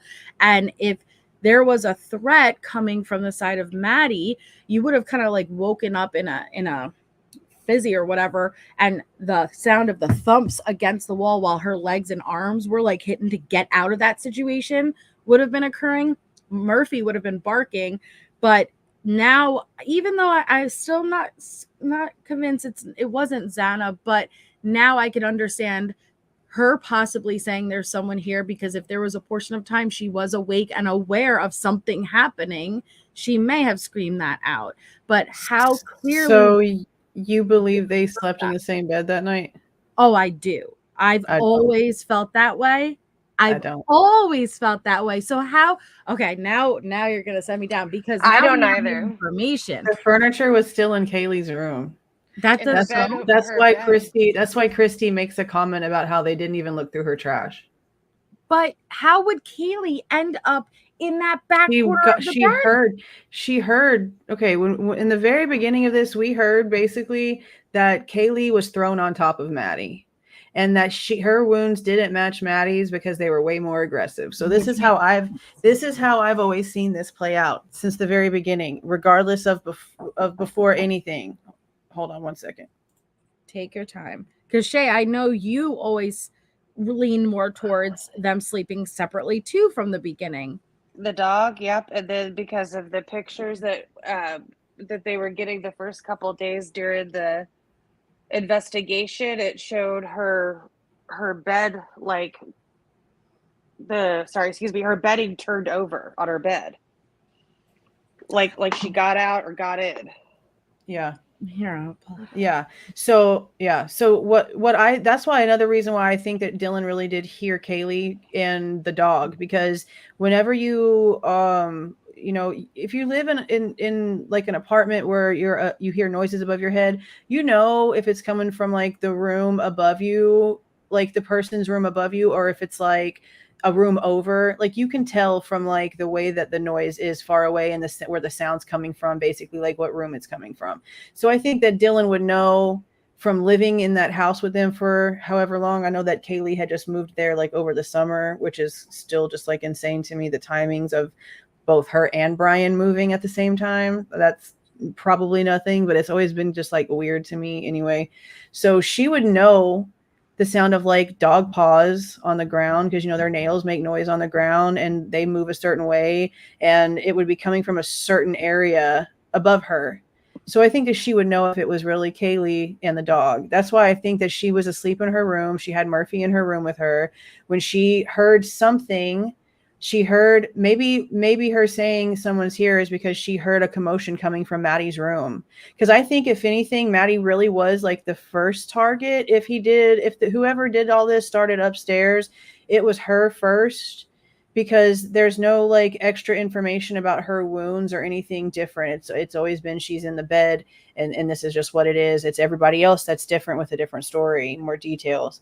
So I think that Maddie was the first one, and that Kaylee heard it, and she got up and she left Murphy possibly in her room, which is why the dog was also found in her room whenever the detective got there, and then says how he looked at the body cam of Nunez, I think it was, and it shows that Murphy was behind like a door in Kaylee's room, or at least in Kaylee's room, but then we heard the doors were shut. It doesn't say that in the PCA, but then we heard the doors were shut.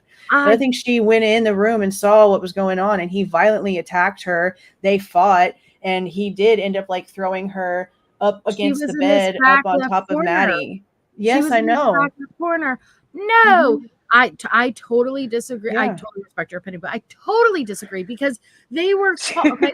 He came. Sorry, they came. I think that he just threw her on top. I think he threw her there after he killed her. Well, and he threw her there after he killed her. Yeah. I like King Scarlet's. Wait, who was it? King Scarlet? Someone just said. No, yeah, King Scarlet. Both can be true because she could have planned to go to bed initially in her room, and she could have pulled those blankets down and got it prepared. Okay. I don't know what her normal routine is. Sometimes, I keep my bed made, but if I'm getting ready, I'll pull it down.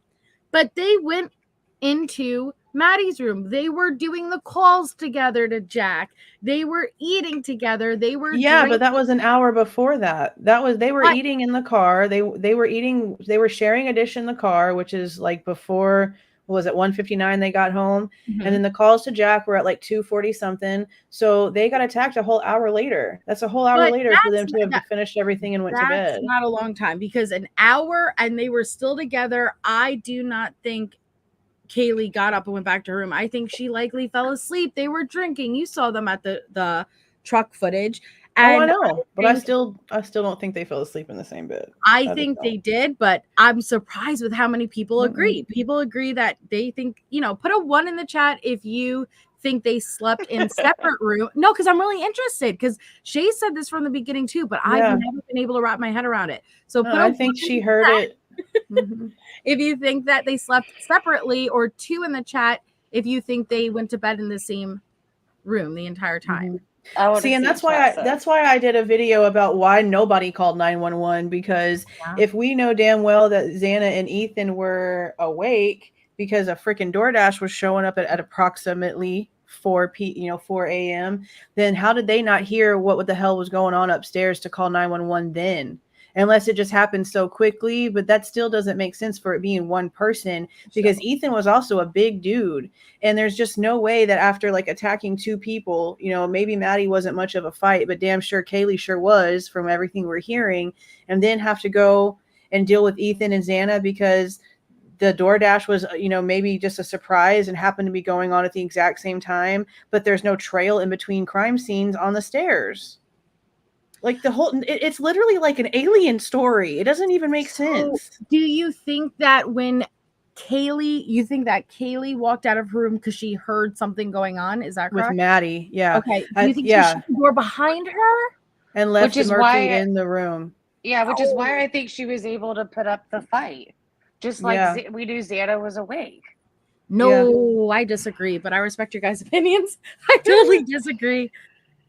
Oh man, it seems like a lot of there's a decent amount of people who agree that they slept, but I don't think she'd end up in that back corner. I do, I do, because we don't know how big that tussle was, bro. We don't know. Though. That means her back was to the wall. If she was thrown, I would expect maybe face down, maybe back. But we don't know how they landed. It just all depends on how they landed from fighting. She was scooting out. What if? Okay, here, I very much on the same page with Jules on my thoughts about that. You already know that. So, but what if she went in there and she saw the perpetrator committing a crime and jumped on top of him or something, and a tussle happened? That's where I could believe that she would be the one saying somebody is here to alert the downstairs. But I think that she could have engaged in that to get the perpetrator off of Maddie.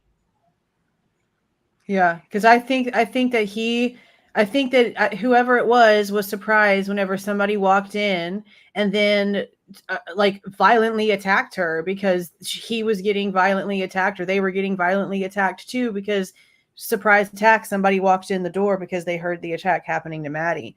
Like maybe it was just unexpected, which is another reason why, like, if it was Brian Koberger, then he was like wasting a lot of money on his degree, because he was really horrible at this stalking and knowing information shit, because it just doesn't make sense. He would have known that Kaylee was there. He would have known all of these things from like the intricate way that he could have stalked all of them, and he still made all of these mistakes. It doesn't make any sense. But then it would also be super, super strange for somebody to have planned like intricately, like doing this crazy stuff because they just want to go and do this Dexter level thing. But then a strange car, it wasn't stalking. There's no way that he wasn't following them on social media. He wasn't stalking them in any way, but it was go time with DoorDash, a strange car, people going in and out the house. Like, it doesn't even make any sense. All the things that don't make any sense about that night would definitely be reasons for anyone trying to plan anything to call it off. Like, he would have no idea whose Range Rover that was. Right, that's true. She never even posted it on social media. It wasn't posted on social media at all. Which leads me even more. Sorry, Shay, go ahead. Sorry, I just really quickly, I was going to say, and I know where Riddler was going with this too, kind of, I'm hoping. But I understand that, like, in our mindset, it would seem natural for somebody to plan something out so meticulous not to get caught. That can be true, but we have also seen there's been other types of killers that are more erratic per se. I get he has his background, but I do look at Bundy in them, where they go into a house full of other people and only target certain rooms, you know? So, I mean, I could see it happening both ways. That's just kind of where my mind's at. I've seen it happen in different areas. Like, you know what I mean? There's different cases that show proof that somebody could be erratic and just kind of, you know, selecting as they go. And then there's others that seem to be more methodical. But this person would have to know how to navigate a 3-story house at night in the dark and handle all of this for people with a single manual weapon in, like, what they're trying to tell us is like 8 minutes. And then leave no blood trail in between, like no drips, no drops. But wasn't the floor plan and all this stuff, like, we got access to this stuff quickly. If this house was targeted, just say the house, not the people. Like, if we just went that route, they could look at that information and figure out where the rooms are. And you would, and if and you just are say, I don't care who's in that room. That's the room I'm going to study. That's the room I'm going to go for. Or I'm going to at least know how to get around this house. But say they are interested in one person, and that one person has an M in their window, and they figured out how to get up there. I don't know. I'm open to anything. Yeah. So, I mean, I've thought of that too, them studying, whoever it was, studying it online. Yeah. But then I think if it was more about a thrill kill, do you know how many single apartments there are? Like, why would you take such a risk? Like, let me go into a home that has an unknown amount of people, but likely a lot. If I'm just in for a kill, a single kill, that doesn't make sense. And all those cars in the parking lot, big old house, dead giveaway. Even if you're just randomly hitting up a house that you just seen for the first time in your life, and you just had an inkling to do it, like this strange 8-year-old that killed someone in Texas 2 years ago that just like got released on some story crap that's coming out. Okay, like crazy shit like that. Okay, no, it's impossible. But this is why I go back to, like, I think it is targeted. And I think that they would have done their research to know how to navigate. If it's a person of, say, like Brian's caliber and what his study is and interest, I think he would have meticulously gone through this. Can there be mistakes? Absolutely. Yeah. But just real quickly, TBJ, it seems like you're being very aggressive towards someone on panel, and I'm not sure what the issue is because everybody I is don't know. That freaking person showed that person started commenting on my videos like 3 or 4 days ago, and they're just like a-holes, and I just been ignoring them because I don't know who they are, and I just Well, I'm not honestly don't really care. sure what the issue is, like, because everybody is welcome to have their opinion. Absolutely nothing is being stated as fact that is not fact. It is literally just an open discussion. And you know what? I love that we're able to be up here all together and actually have a civil conversation and debate about things that we don't agree with, because not everybody is capable about that. But even if there's one side, right, that's pulling towards innocent and one side pulling towards guilty, what you can't argue is that when you're having these types of debates, that there are going to be things that are pointed out for both sides, that it's a good argument, right? And so I absolutely respect having both of these ladies up on this panel and giving all different perspectives, because if we all agreed, we're not going to be questioning the things that should be questioned from both sides. And I saw somebody else ask, and your opinion is allowed, just be respectful, but you've made multiple comments targeting somebody on panel, and I don't appreciate that. You don't have to agree, just be respectful about it. And somebody asked, what does it matter where the girl's receiving? I think it does make It does. difference, and I'm trying to figure it out because it would help make sense to me. Well, was this planned? Like, did he intend for one victim to be in that room, and did it turn into 4? Was the intent to kill 4? I think there's a lot of importance behind where they were sleeping and what the intention was when he walked into that first room. And thank you so much, Rena Rue, who gifted 5 memberships. Congratulations to the recipients. Please thank Rena Rue if you received a membership. But that's why I also question a lot of it, because I just don't know, like, if all that crazy stuff was going on upstairs. And I mean, I don't care what Dylan tries to say or whatever. We obviously know now that it's not like as clear cut about anything. But for the camera outside to pick up stuff, it was louder inside that house. So if there was stuff going on upstairs, I don't understand why Xana and Ethan wouldn't have attempted to call 911 at least in the time frame, or whichever floor was not getting attacked at the time the other floor was getting attacked. It was obviously loud enough. We obviously know people were awake. So while Maddie and Kaylee were getting attacked, Xana and Ethan technically were getting food and were right there and were awake and moving around. So that's why it's always just been like another strange thing with the timing. And then, like, even if you want to say, yeah, he did this in 8 minutes. Okay, let's cut that in half. Okay, just to give it a general, example. Let's cut that in half. So you're sitting here telling me that for 4 whole minutes, Xana and Ethan were hearing all this happening and no one said anything or tried to call the cops at all? Or were they unable to because they were also being incapacitated at some point at the same time by one person? Like, it doesn't make sense. Okay, here, Shay, I got this up. Thank you. I found this and I thought Jules might find this interesting because we've been talking about blood evidence. Let's interest Jules. Okay. 35? You said page 35? Yeah, at the bottom of page 35. Okay. This is the Washington. Where am I? Okay, here. This is the Washington documents, Jules. Okay. In that last paragraph, this is for the first time I've really seen this talked about with the matter of the blood.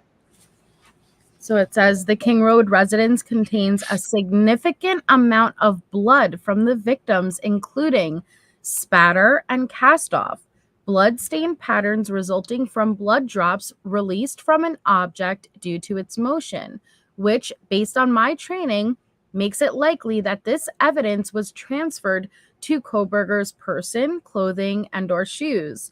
Based on the locations of the suspect vehicle and the 8458 phone immediately following the murders, it is probable that Kohberger went home to his residence, and at that time, it is likely that he still had blood or other trace evidence on his person, clothes, and shoes, including skin cells or hair from the victims or from the Gonsalves' dog.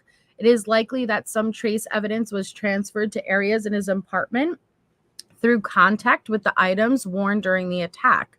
One likely location for the clothes, masks, and shoes that he was wearing during the attack would be his residence, While I believe Kohberger is visiting family in Pennsylvania over the current school break at WSU, I believe he intends to return for the start of the next semester, so I expect his belongings to still be in his residence. So it's just there is cast off. There's a lot more than we know about. It wasn't stated in the PCA. Oh, those rooms are going to tell a story. Think about Gannon Stout. Ready?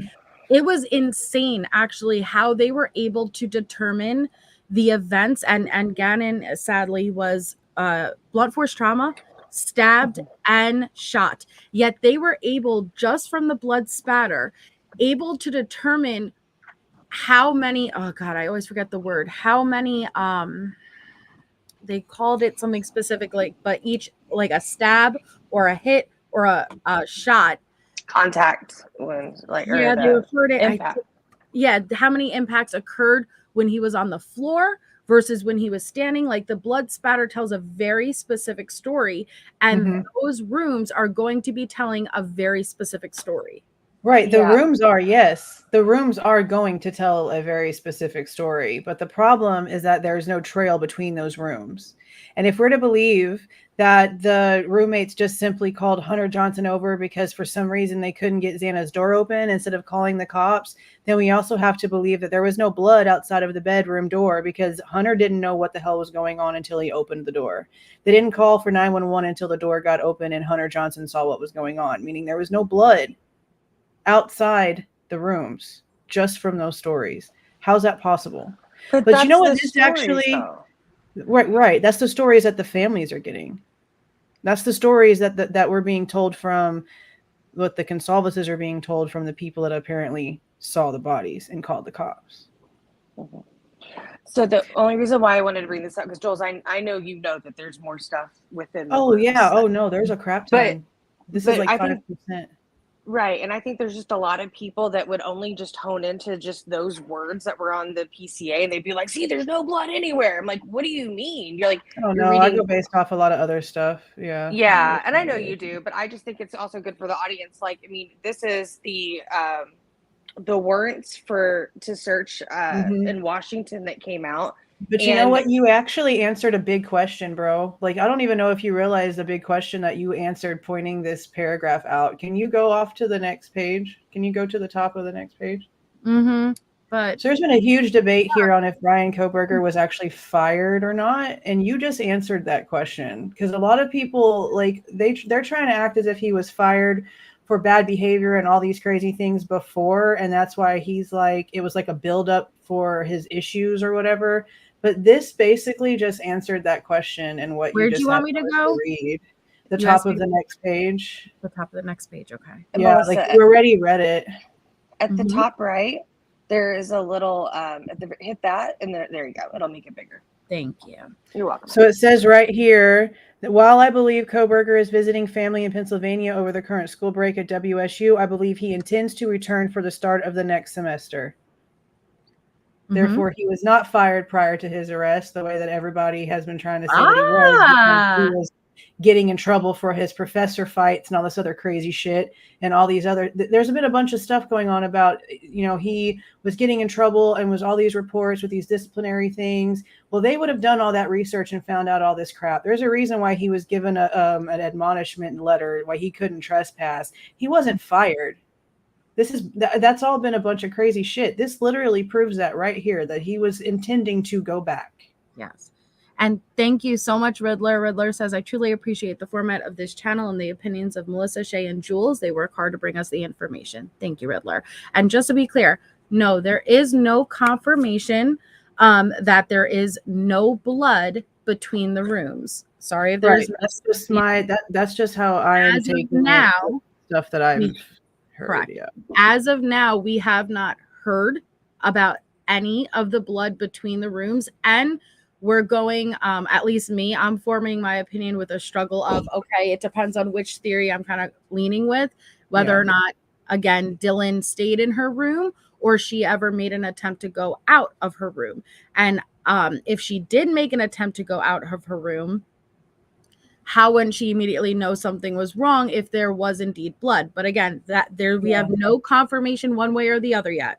Right. That's just me. Like, but another thing, I'm glad you mentioned her going out of the room, because something else I've actually thought is that maybe if she did walk out of the room and walk around the house or whatever, and that like that latent shoe print like could have been hers from like walking around the house and then going back towards her bedroom.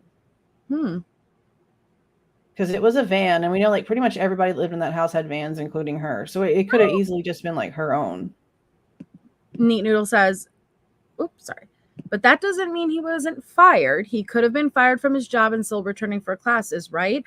Or maybe would they not be fully aware and in communication with the school at that point? Maybe they weren't aware. I'm not sure.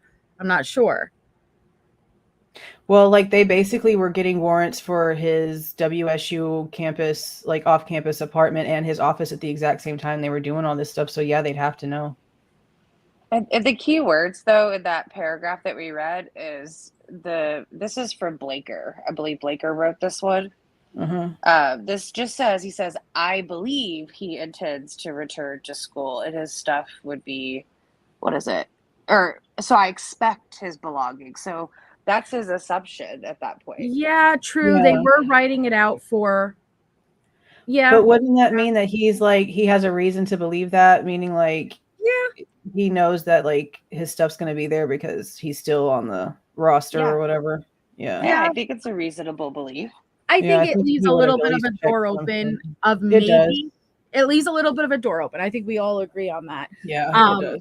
So we'll go back around to now. I know what's going on. Was it for Frenzy? What's the channel? Forensic Frenzy. The whole thing with the Instagram account. And I remember from the beginning when it first happened, and I'm pretty sure I have a screen recording somewhere of when Brian's name first hit and got released as being arrested and charged with these murders.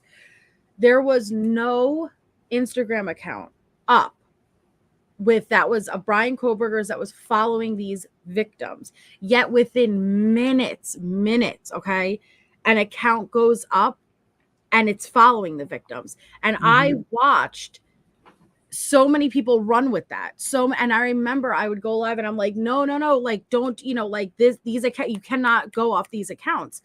And now we have, and there's a Reddit post, and I don't know how it went under our radar for so long, because this has been out since what, over a year ago, Jules?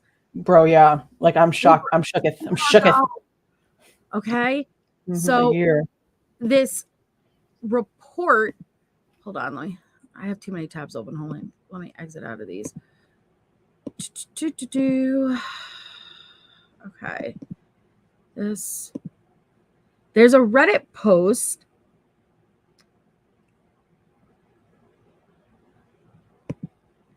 And the Reddit post includes this alleged report. Okay. And it's for a Brian Koberger account. I don't know what these dots are. Like, I don't know if that's like the dots are like, it signifies like the first person's account and it branches off to all of the friends. I'm not sure exactly how it works. But it shows top 10 entities. It's a Garrett discovery. And on this page, it shows, where is it? It's page 12. Thank you. It shows Madison May Mogan and Kaylee Jade. And I have so many questions because I want to know, well, when did this, what account is this off of? Because what I then want to show you guys is there was this clip from, what did I do? There's this clip from, what was this from, Shay? This is what interview with the Gonsalveses is this? Or no, this was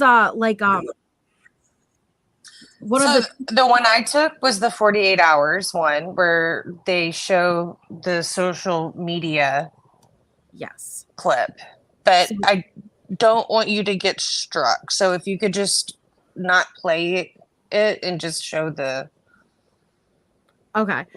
Thank you, Meg P. Wouldn't DM have to leave her room to use the bathroom? Also, when I have been drinking, I have to go to the bathroom all the time. Thank you so much. And that's an argument I also made, that if we're going on the theory of she shook it off and she didn't think anything was wrong, like it was normal for people to kind of come in and out all of the time, then I made the argument of, okay, so she didn't once go out and use the bathroom, which was right next to Xana's room. Nothing was amiss. There was no blood trail, nothing, or even go out to get a drink. So that's a great point, and it's a great question. And I don't know, like that's why I feel like no matter what theory we kind of go with, there's issues with everything. And thank you so much, Yankee Kyle, for being a member for 2 months. Melissa, love and respect to my sister and friend. Thank you.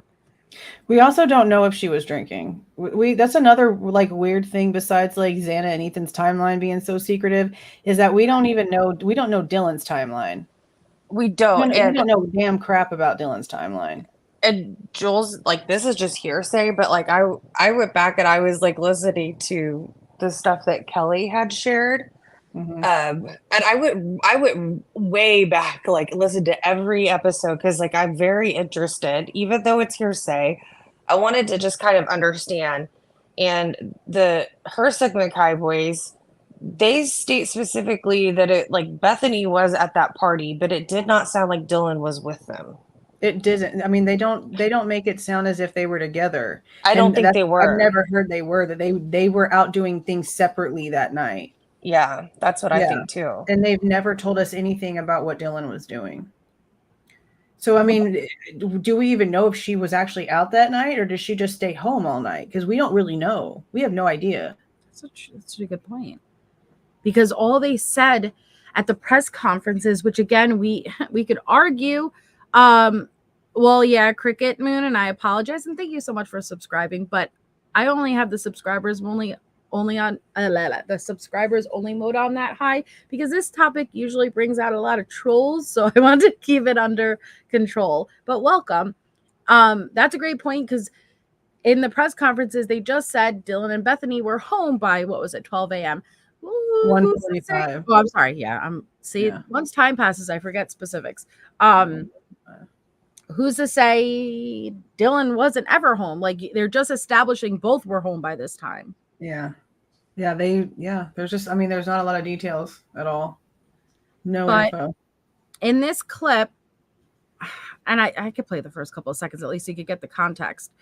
They're referring to this report, and even in the newest interview that Steve and Chrissy did with the interview room, there's a reference of this report. But I have an issue with this, so take a listen. Told us the name, and we immediately started Googling. They believed they had found a possible connection through Instagram and immediately took these screenshots. From our investigation of the account, it appeared to be the real Brian Koberger account. Among the people this account was following were Maddie Mogan and Kaylee Gonzalez. So that's what we just saw. As I pulled up on page 12, you see Maddie Mogan and Kaylee being followed by this alleged Brian Koberger Instagram account. Mm-hmm. In addition to several people. Oops, sorry, go ahead, Jay. I took this video because I remember that night we were going live to talk about the feedback. So that's why it's like this. Yes. No, but it's perfect. Thank you. With the name Koberger. But when we looked through those, it appeared to have other family members that were related to him. At first, Steve, who works in IT, was skeptical, thinking someone created a fake account immediately following Koberger's arrest. But according to the family... Did you hear that, though? Why would you be concerned? Well, why would you be... I don't know. When was this account looked up? I really need to know. Was it before he was arrested? After he was arrested? Before it hit media? When specifically? Because it makes a big difference.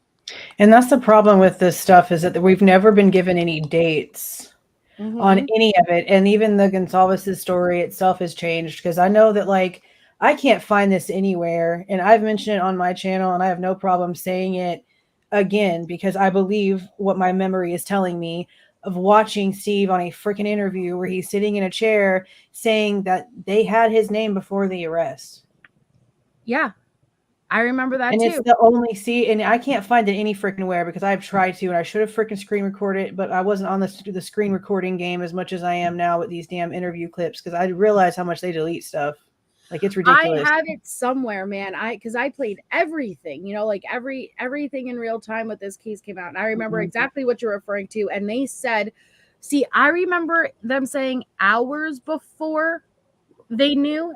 And that's why it was such a big deal, because it was like, so, okay, I could get behind the possibility if hours before you then looked up and you found this Instagram account. But if it happened once everybody, like, it just hit, I'm telling you, I watched in real time. It went from nothing to bam, bam, bam, bam, bam.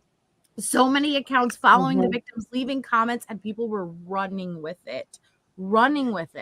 Yeah, but see what the problem is Olivia, because Olivia has given like different stories that make it like hard to understand what really happened. Because if you take, oh, well, we heard his name hours beforehand. Well, in the very beginning, Olivia was like, oh yeah, they called us like 11:30 or midnight and told us that they were about to arrest somebody, but we didn't have a name or a state. And I'm like, why would you just randomly say that? Like, what's the point of you randomly stating, oh, we didn't have a name or a state? But then later on in one of the other like docu-series or whatever that was done by one of the bigger production companies, I can't remember which one it was, but she then goes, we knew we only had a few minutes or a few moments before things got wonky. And I'm like, okay, well then that tells me that you didn't know his freaking name until they were announcing it during the press conference, and you knew that you had to before the account started popping up. So which one was it?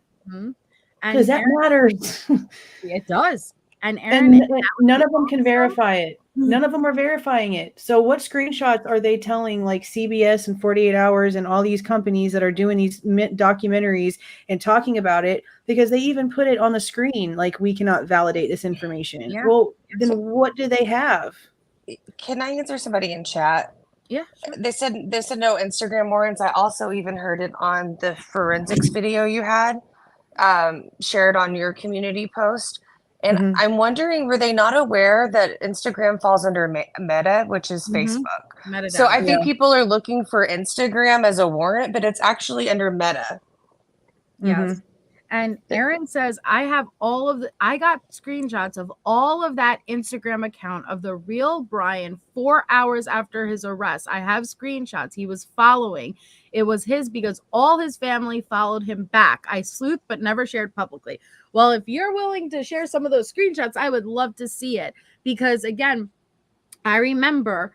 Now that doesn't mean that this, it doesn't exist. I just remember it went out and we looked it up and there was nothing. And then minutes later, within 5 minutes, there was an account up and following. And that specific account was the one people were like, because it was so quick, and they ran with it. But we knew that one wasn't legit because we watched it become created.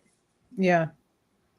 And that's the first time I've ever heard anybody say that they have proof that any of those Coburgers were following that account back, because not from anything that I've seen either. Because as far as I'm concerned, this is an account that followed other like commercial type accounts. And for the most part, it's like they probably just updated their name and updated their picture and went and followed the two girls real quick. Or maybe even were following them beforehand with the intention that the second that the name got released, they knew exactly what to do. I mean, those people they're people like Dot. I mean, they're people like that do that kind of crap. There is that mentality. Yeah, they're out there by the too many. Out there by the too many. We're reading chat. Tara, what would you like me to read? Well, I delete it because they keep saying the same name over and over of some post, and it's getting distracting. Somebody named Garrett guy. Okay. Garrett is the name of Garrett Discovery is who created the social media mapping report. That's the name of the report. The one on Reddit. Okay. I would love to see it, Aaron. Thank you. This is the Angel D. I don't know. But see, even if it is his real account, dates matter, man, because if he didn't start following them until after the murders, then I mean, he's a local criminology student. Why wouldn't he have?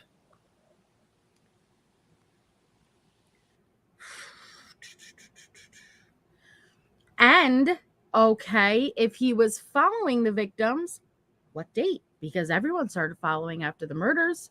Yeah. I On all just- the Great platforms. point you made. Because Julez, you were the one who said it to me. You're like, Mhm. okay, even if it comes back and it's a legitimate account, when did the follow date start? Because let's say it is his account Mhm. and he was following them, but he didn't start to follow them till November 14th. Then what? Yeah. Is it any significance? The whole world started following their social media accounts once we found out. He was following Maddie and Kaylee as of the day of the arrest. I don't know the date he started following him. I'm not sure. Does it disclose publicly the date you start to follow people? I don't think so. No, I don't believe it does. No. Yeah. Well, Maui girl, and I'm not educated enough to say, well, how likely is it? Because I hear what Julez, what you're saying. Yeah, we have other people's DNA all over us. I think back to even like the JonBenet Ramsey and the DNA that was found on the underwear. And Yeah. they had a whole, I don't know if it was 2020 or something special of how easily, even being handled at the factory, someone's DNA can land on an object. Or but I don't know enough about what's the likelihood if Brian didn't touch the sheath itself. Okay, well, there's a case recently that happened. There was a Okay. guy that actually got like convicted for murder, like put in prison for murdering somebody based off of like touch DNA, because his DNA was found under the dead person's like fingernails, like legit stuff. And then it turned out afterwards that it was not his, like he's not actually the one that did it. And they actually went out and found the person who did it, and it was somebody that this person knew that he had been with earlier in the day, and his DNA had gotten on him, and in the middle of this other person killing this other person, it's his DNA that got on the body. And that's like it's been, I need to go back and get the names of it and do a video on it, but it's been over like the last couple of months. And then I heard another story. I want to say it's an overseas story from earlier. I want to say it's overseas. This a couple months back, like apparently a bunch of cases that were like unsolved apparently got solved, but not solved because it was actually all leading back to like some CSI tech who didn't know how to like keep his shit sterile, so his DNA was all over stuff. That's really interesting, and I would love to look into that. Yeah. You should do a video on that because that's very interesting. So on this Reddit post, it shows Daniel Clemens, CEO of the Shadow Dragon, the OSINT software collection, data, investigative tools, link analysis, and train. 1 year ago on Reddit. I don't know how we all I don't missed either. That's the most shocking part. Like whenever I first saw the Reddit stuff, I was like, okay, this is a month old. How did this go a month without me hearing anything about this? Then I pressed the links and I was like, what the hell? Like that just doesn't make any sense. Good night, Chase. I know. It's I don't know. And it I says don't get it. Garrett Discovery Inc. pushed my curiosity in the Brian Kohberger murder case last week with their OSINT analysis while using our tools for discovery. What did I discover other than he had been following the victims virtually online? I found a lifestyle online similar to others attackers in the past. Vegas shooter, Austin bomber, tagging Fred Burton from Ontic, as I promised him if I ever published anything around these in the trenches observations, I would let him know. Tagging the Shadow Dragon team, I love you guys. We will have another follow-up post on additional items discovered. And it shows Brian Kohberger at, it tags following Maddie, following Kaylee. And then I don't really know what it is, but okay, so let's talk this one right here with the cactus. This, you remember whenever the information about Strava came out? Yes. So this is basically like Strava, but it's called All Trails. I went and found out like all this stuff it was in the video that I did. And then the other one that looks like, I don't know what the hell, Bart Simpson with some sort of weird beard. That's a texting app called Twilio. Twilio? Yeah, and I think that the Brian Koberger up at the top in the blue is supposed to be a Twitter account, from what I can remember correctly. So it's Twitter, and then I guess the Twitter is used to log into all trails, like, you know how you can like give access to log in through like Facebook or log in through, you know, whatever other third-party app or whatever. So I guess he logs into that with all trails and then into Twilio to give him like a second phone number, and then the Instagram I guess is like, but I don't know what this like 78 little stacking thingy-mabobber is, or this 999. I don't know what that is. I have no idea. Maybe it's not relevant at all, and Maybe it's just so, signifying for a visual. But then we have the recent court hearing where it's like, no, there is no stalking. He did not stalk these victims. So it's either the account is not legit, or they know exactly when he started following the victims and it was post-murder. That's a good point. Yeah, and that's probably another reason why Thompson says also some of these statements are not yet like admissible in court. I think maybe like the stalking one is probably, I think the stalking one is the one that he's like, you know, that's a false statement. But I think the one that's like not admissible in court is the social media question that was asked on a survey, because he did follow them afterwards, if he followed them at all.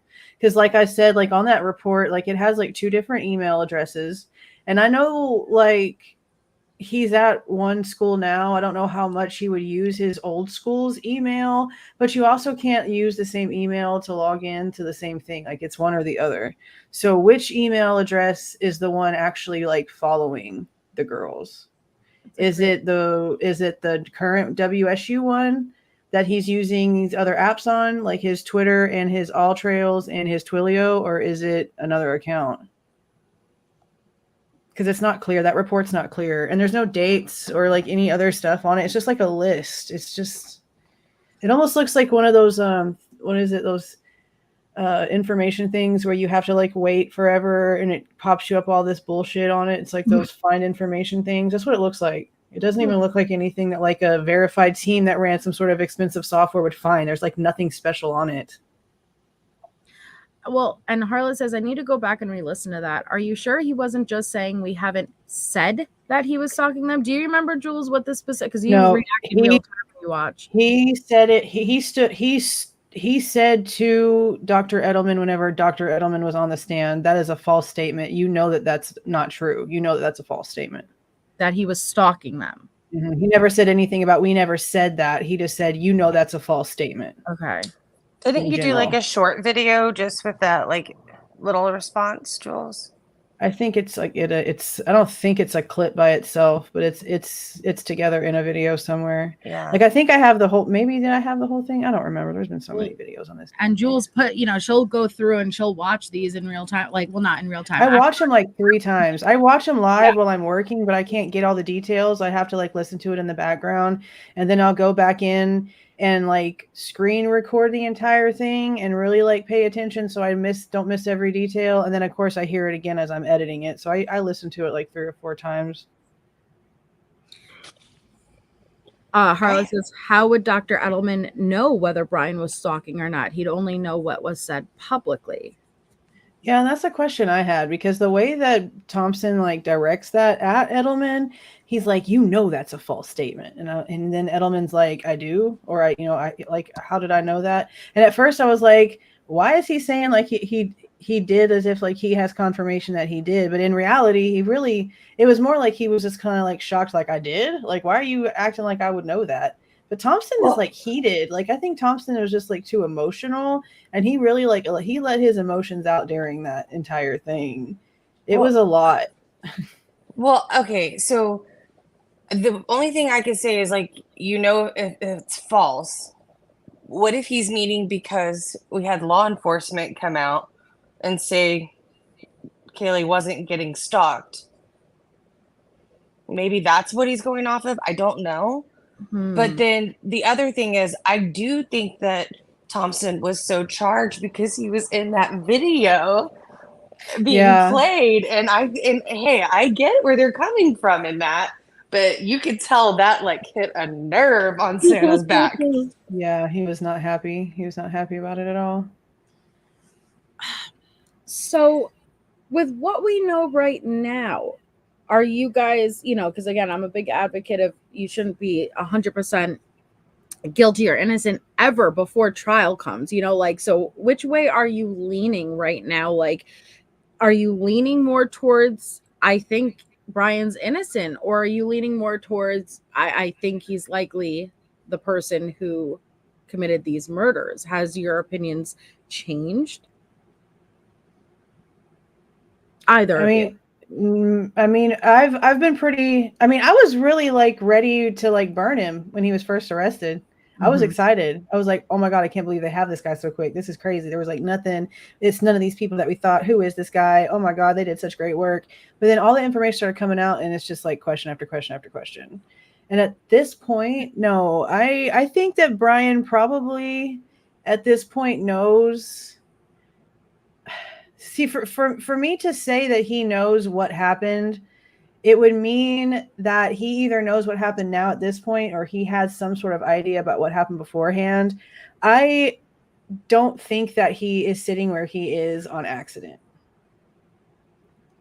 That's about as far as I can go. Now, when it comes to guilty or innocent, I'm honestly innocent leaning, but I am willing to listen to the first piece that fits. But I don't think he's sitting there on accident. I don't think that he wielded the blade. I'll say. That's a silly question. Donnie does dishes. Have you all contacted Ann Taylor to share your opinions? Why in the world would we do that? Nobody should be contacting anybody unless you actually have legitimate evidence that you feel is critical to this case. Why would that's just a silly question. Sorry, but it is. Let me call Ann Taylor and let you know what I think about this. It doesn't fucking matter what I think about this, and I'm not privy to the evidence. So I don't. Well, we're not trying to influence the investigation or the legal process. We are, just reflecting on what has come out in the media, what we see in the court documents. I mean, obviously, we're not the jury here. Mm-hmm. And I love that. I've got something to say because that's really what everyone should be at. I really want to reserve judgment until I hear real evidence at trial. Everyone should be that way. That's why I said, are you leaning more towards one direction or the other? But nobody should be, I have my mind made up. And I think that confirmation bias is a real issue regarding this case because we went through it. Okay. We saw how deep with the tunnels underneath the house and this and that. It went crazy. That was wild, bro. And it got to a point where I realized, and that's why I love having Julez and Chaybinae up here because we're able to not agree with everything, but always go off of facts, and it's an actual discussion, right? It's not, hey, I'm not gonna not acknowledge things that may not go in the favor of what my theory is. I love that because I think that's the whole point of this case is that, hey, no matter what side you kind of really stand on, there's holes in every part. Nobody's theory fits perfectly, but when you're only accepting information that's confirming your theory, you're taking it personal. You have to accept that you can be wrong. It's not about whether I'm right, I'm wrong, you're right. The truth is the truth, and it's these victim stories, and it's about figuring out what happened to them and to hold the person accountable. And you just can't take it personal. And when Anne writes about it, she knows it's public. Oh, and absolutely, Anyako, because we've seen that really from the beginning. Usually, defense attorneys, we see them advocating for their clients and really kind of getting their narrative and their side of things out on interviews and press conferences. Anne has been restricted, and I think Anne is very good. She's very, very good. I think she's restricted, though, and she knows how to get the information out that she wants out. And I think she's through these motions. She's good at her job. Yeah. Do you think that she knew that the state was going to throw such a hissy fit about this survey? Because it's like, dang, he sure came out and like gave some information out of literally emotional temper tantrum that I don't know if she was like prepared for it. I think, yes. I think, listen, I I don't think the truth is this difficult. And when I say that, like, that's why, like, I'm gonna go where the evidence leads me. And so far I acknowledge there's evidence against Brian. I'm leaning towards Brian. And come tomorrow, if there's a boatload of evidence that points to someone else, I'll go with that. But I think that you shouldn't have to jump this many hoops, and it shouldn't be this difficult to prove you didn't do something. And I know you can't prove a negative, but I think, okay, let me ask you this. Do you, and I know you can't really answer it because we don't know until we'd be in the situation, but do you think you'd really waive your right to a speedy trial if you did not do it? I'd be like, let's go. Because I know for fucking certain you do not have the evidence that shows I did. So let's go. I would not want more time. I mean, I guess it would really just depend. Yeah. Like if you were someone that knew the game, you probably would. You would probably waive it. If you knew the game, that's why a bunch of these criminals, look, criminals will negotiate their sentence down from 20 years down to like 2 years and then parole because they can negotiate their bullshit. Okay. They know the system.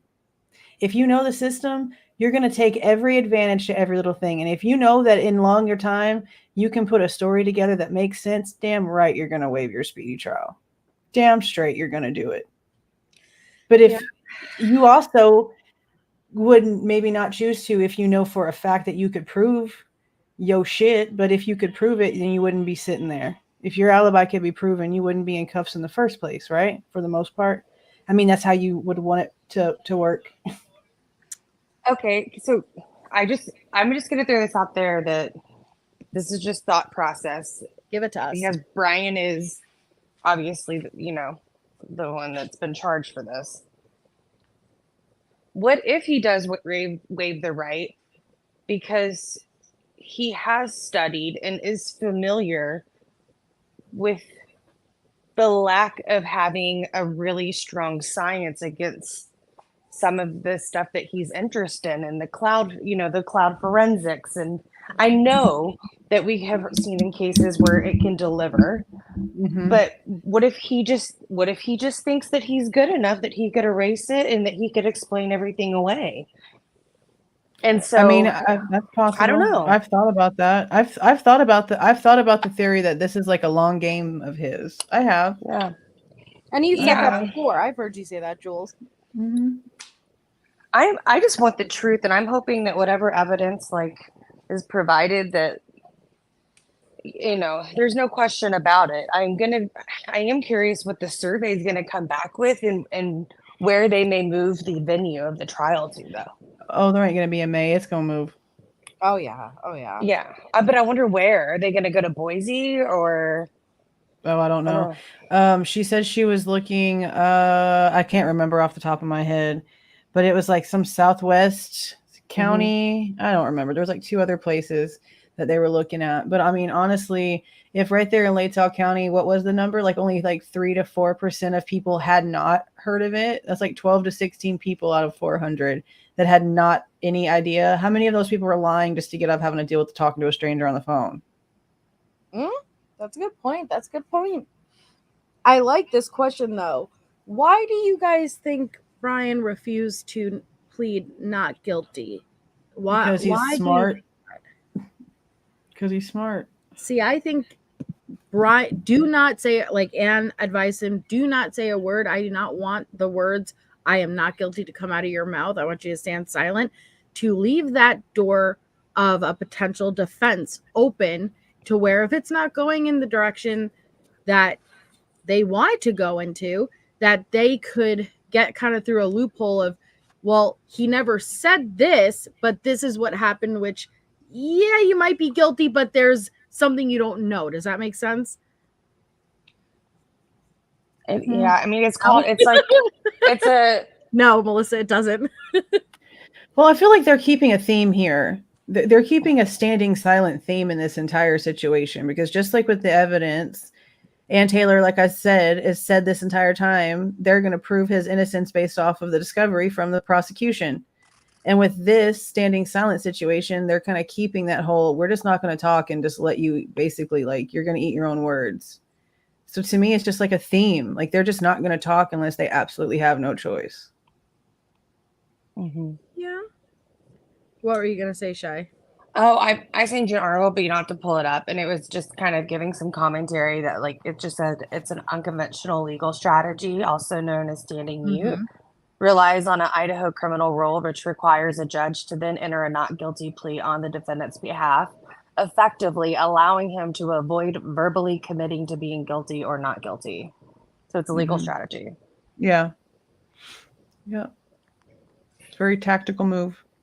I just have so many questions. And so what do you think's going to happen with the car?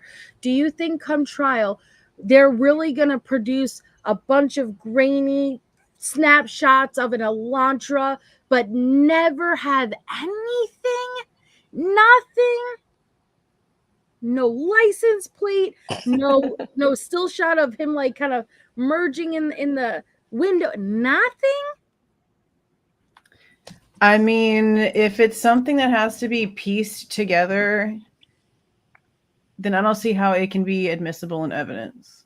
Because I don't know, anytime that I've had to ever submit anything to evidence, it had to be its truest form. I couldn't have no arrows on it. I couldn't highlight anything. It had to be its truest form. So I don't understand how they're able to sit there and literally like edit a freaking piece of evidence together. I don't think they'd be able to. I mean, I don't know if you remember, but in the Kyle Rittenhouse trial, they were trying to zoom in on some drone footage, and the judge didn't allow it because it changes. Yeah. The pixels change it. That's what's bothering me. Form. Yeah, that's what's bothering me because both sides have said this about this audio video bullshit. And I'm like, okay, well, so you're just going to sit there and accept that? And why is the judge not saying anything about that either? How come he didn't be like, hold on, what do you mean you're piecing it together, audio and video? What are you talking about? Well, what if they're meaning that because they have different devices, they want to show a presentation on what the state believes like is to their be the theory. Chronological event, right? But they're maybe they're obviously going to have to be entered as separate pieces of evidence in their entirety. Well, yeah, but I mean, like, why aren't they just handing over the separate pieces over to Ann Taylor and being like, okay, this timestamp, this file, and this timestamp, and then number 2 is this file and this timestamp, and then number 3 is this file and this timestamp. Why are they having to cut it? Right. So they do in court, and I think it's also kind of weird because they're like, it's this whole thing. I know she was upset that they got like all of this like data and nothing was organized, but and I don't know, in different cases I was reading, that is pretty typical. I mean, because that's actually how the prosecution got it. They had to put together their case that way. But when they do go to court, I noticed that they bring in the files and then they have to point out the timestamps they're going to show to the jury. So shouldn't they already know all of this shit? Like, why are we waiting all this like a year and a half later and still don't have it? Like, shouldn't they already know that then? Well, I thought they had that, but they were waiting on the cast reports is really the bigger thing. Well, yeah, that's another problem though, because the cast report, like these very specific like locations and all these different things in the PCA and all this evidence and all this stuff is stuff that they're supposed to have already had. And now we're finding out all this time later that the state doesn't have it. Like that's what I mentioned. Like it's all these other agencies that are the ones that really did the footwork. And it's almost like the state's just the storyteller. The state's just the middleman. He doesn't even know what the hell he's actually presenting because he doesn't even have it on him. I even remember them claiming at some point that at that point in time, and it's probably been, I want to say well over 6 months. I don't know if it's been a full year yet, but definitely well over 6 months, that at some point they didn't even have like the autopsies yet. Like they didn't even have in their possession the autopsies, the state. And this was well after his arrest. Like and what was it that they said at this point? The cast is a draft with only 11/29.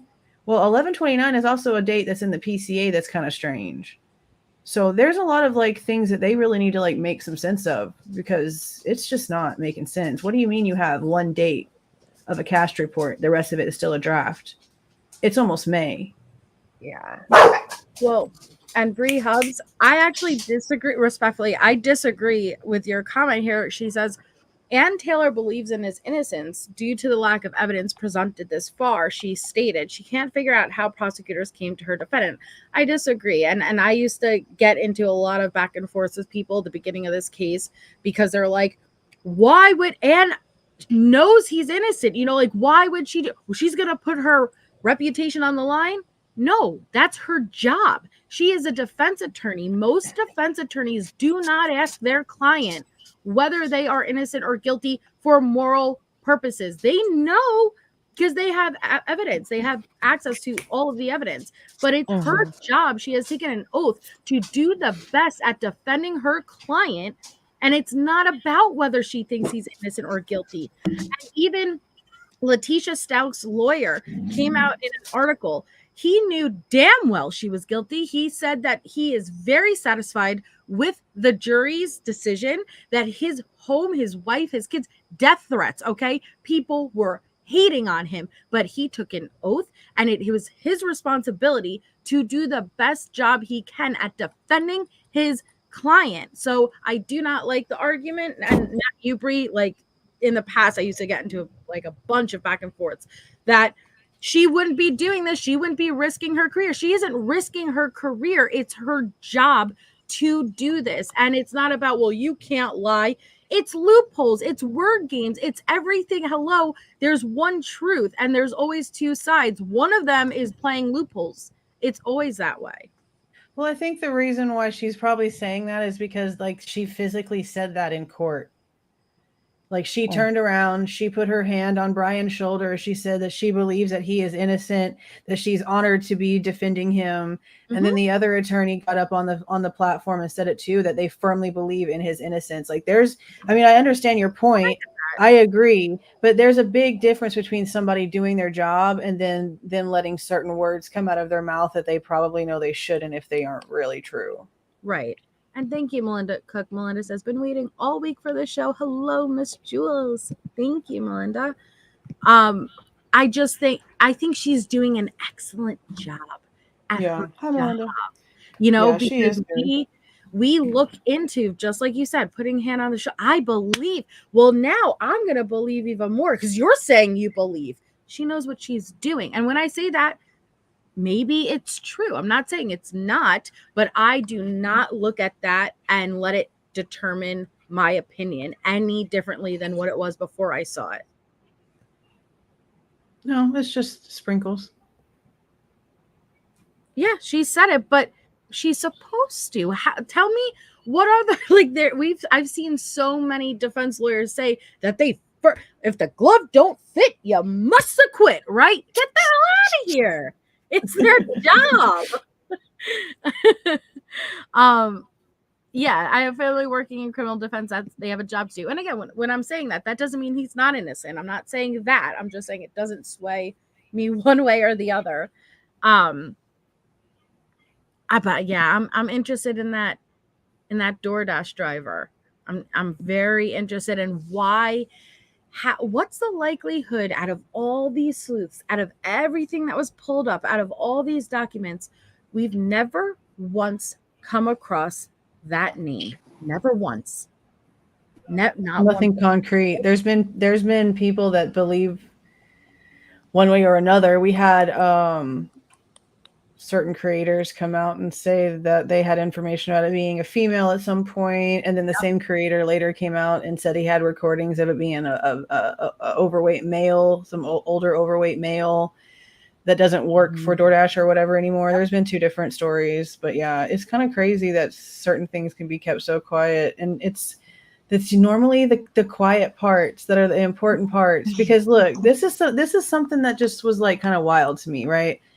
So many people, and I mean, all of us here are all guilty of this. Every single one of us. We were all trying to figure out what this shit was going on between Kaylee and Jack whenever all this first started. Okay, we were all trying to figure it out. The news fueled that like so bad, like the love story, the tragedy between, Jack and Kaylee. Okay, what about the actual tragic love story of Xana and Ethan? Like, why wasn't that just the focus from the beginning? Why was the focus always on Kaylee and Jack? Because Kaylee, you want the honest truth? I mean, the truth is usually because one of them's where you should be looking and the other one's not.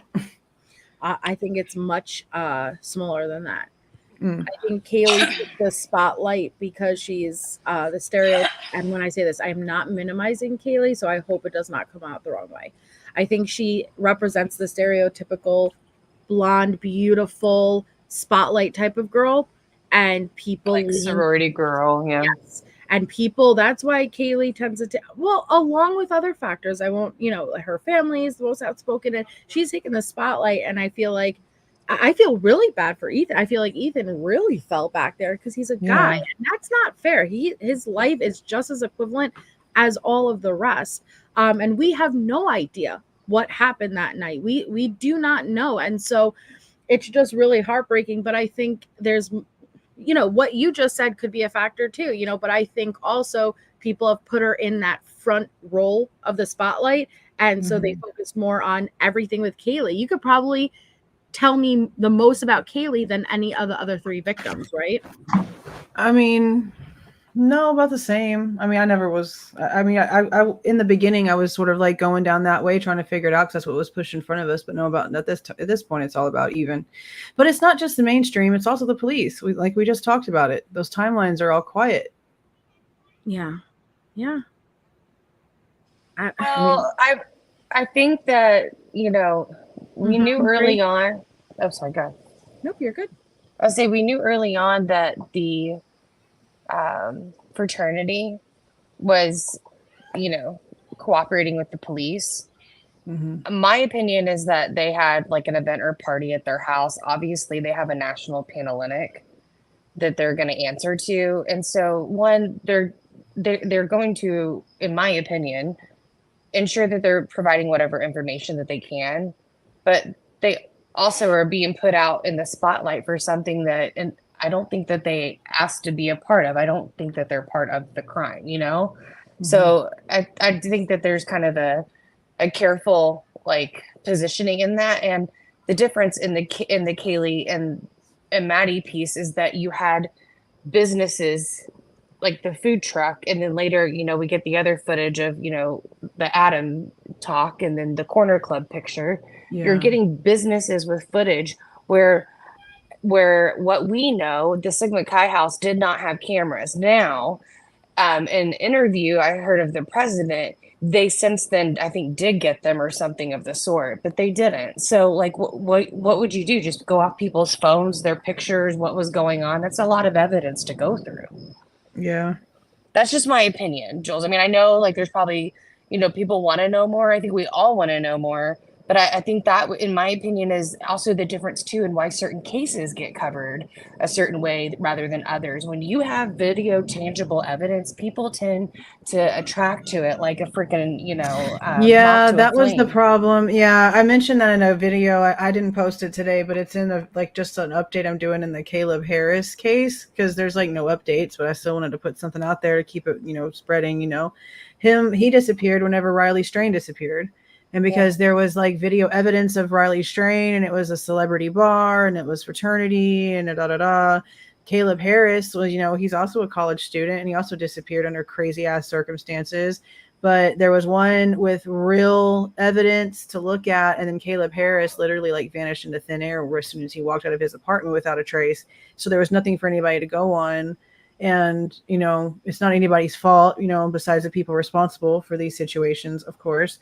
But yeah, like Caleb's didn't get a lot of coverage and Riley's did. And then also whenever Carly Russell was pulling her boo-boo, there was another woman that went missing named Alicia Watts that actually was like taken from her POS boyfriend. That was, just a horrible person, did some stupid stuff. And there wasn't a lot of people talking about Alicia because everybody was focusing on Carly. And then find out it was all bullshit. So, yeah, I mean, I get it. But it was just always bothered me because like those two really were just like together and in love and like just trying to have the night together and then died together. And Kaylee and Jack weren't even together. She was about to move off to Texas and wasn't trying to like really be with him. Not from what I could tell, she was going on to be a woman, by herself in Texas without a man, So I don't know. It's just crazy the way stuff always ends up being. I I was going to say two things. So one, I don't know if you saw it, but in regards to Caleb Harris, obviously, like, no, there's not an update, but his parents did put out like a little press release yesterday. You Yeah, got I that? recorded it in the video. Yeah. Okay. But there's like there's another creator named Jessica Danielle. She tried to get some documents about like the 911 report about him going missing, and they're like wanting to send her like redacted stuff. And there's just like weird stuff going on with his documentation now. So I have to go back and listen to what she's talking about because I'm curious as to why all of a sudden like secrecy to stuff. And apparently there was another sighting after like the snapshot, and it's at like 3:45, and apparently the family's talking about it, and I don't know anything about that yet because I just heard about it from her video. Is it So the that's one where they think he's walking down the street by the car accident?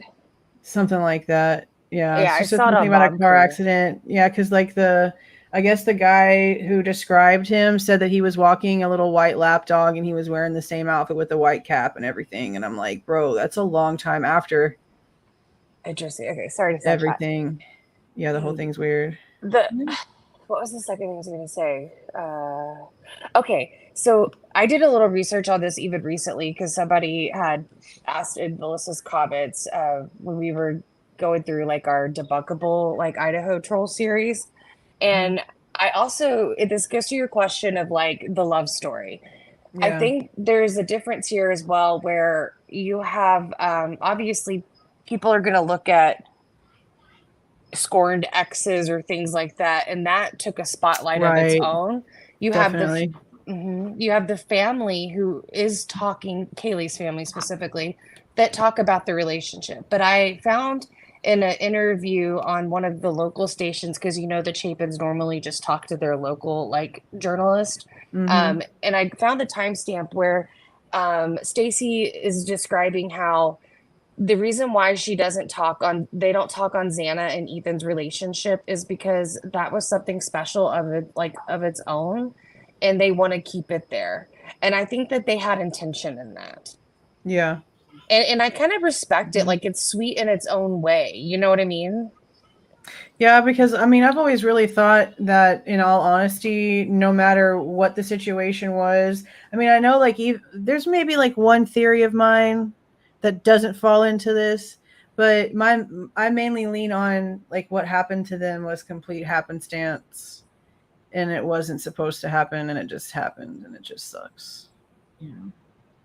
Well, I seriously, because I saw Anyanka's comment, and that's what I agree. You know, like, thank you so much for coming on, Jules. This is what made me, I don't want to say fall in love because that's kind of weird. But this is what made me admire you from the beginning, is that you always pique there's like my opposing opinion that's in there, but it may not take the forefront. And you always highlight those things and make me think. But you never not acknowledge, and you can ask Shay because I say it to her all the time, like, you always acknowledge the evidence that may not go in that direction, the receipts. Like, I've never once seen you confirmation bias. Hey, I'm not going to look at that because it doesn't align with what I originally thought. I've always seen you incorporate whatever new comes out, and then you change your opinion accordingly. And I respect that a lot. And you're like literally one of the only people I could ever really talk to about this case that may not share my same viewpoint, but you respectfully kind of have a conversation back and forth. And I think it's amazing. I have a lot of respect for you as a creator. And if there isn't anybody who isn't subscribed to you already, I don't know what you guys are doing, but please make sure you go over to her channel because she is just such an amazing channel. And she also has her other channel, which you cover the other topics that I love on it, which is more of like my conspiratorial mind and events going on in the world that's kind of just messed up in my opinion. But she has two amazing channels, and I appreciate you coming on so much and having these topics. And hopefully as it continues, you know, we'll be able to continue to do more and we'll finally have those answers. I hope when trial comes, everything just fits and there was a huge portion that we were just missing. And I really hope for these victims and their families that we're not going to walk away with more questions than answers. Well, I appreciate that. And yeah, that's the only thing that matters, because the truth is the only thing that matters It really is. And my opinion is going to be like forever changing because I know for a fact that we don't know shit about shit. Like we're just all trying to figure out what we can with what we've got. But I really do believe it for the most part. They do like the fact that we do this. Like they act like they don't, but I think they low key like use it as a mask to like keep their stuff to their chest. You know what I mean?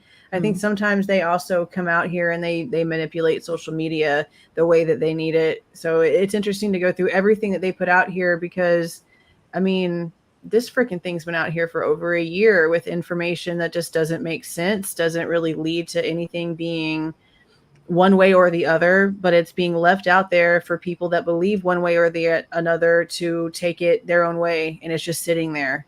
Yeah. And I don't understand who put it there. I mean, I sort of understand who put it there from what Forensic Frenzy said, but that's just even more insane to me because what she's basically explaining is that these mainstream companies hire these analytic companies to go in and do all this information, but then sit back and say stuff to the CEO of the company like, oh, we don't trust social media data, but they're paying for social media data. That's a bit confusing. Yeah. Like they go out there and these are their sources basically is what I'm understanding from what she came up with is that they're literally getting paid by companies like News Nation to run reports on the latest trending story to get whatever information they need for their next headline. That's wild. Yep. And it's allowed and it's not like stopped at all. Like there's no way that the legal system doesn't know that this is happening. No, they do. And they monitor everything we do online. I remember when the Watts discovery came out, there were people assigned specifically to monitor the Facebook groups and let that sink in because he took a plea. You know, he admitted to it. And yet they were still very much aware. So if you guys don't think that they are completely aware with everything being claimed online, including the Kim stuff, which I'm like, yo, if there was any validity into this, okay, which again, you're not saying that there might be that small nugget of truth, but Anne is searching for exculpatory evidence and to get her. And if you don't think that they're gonna look into it, and do you know how many people already emailed her about that stuff?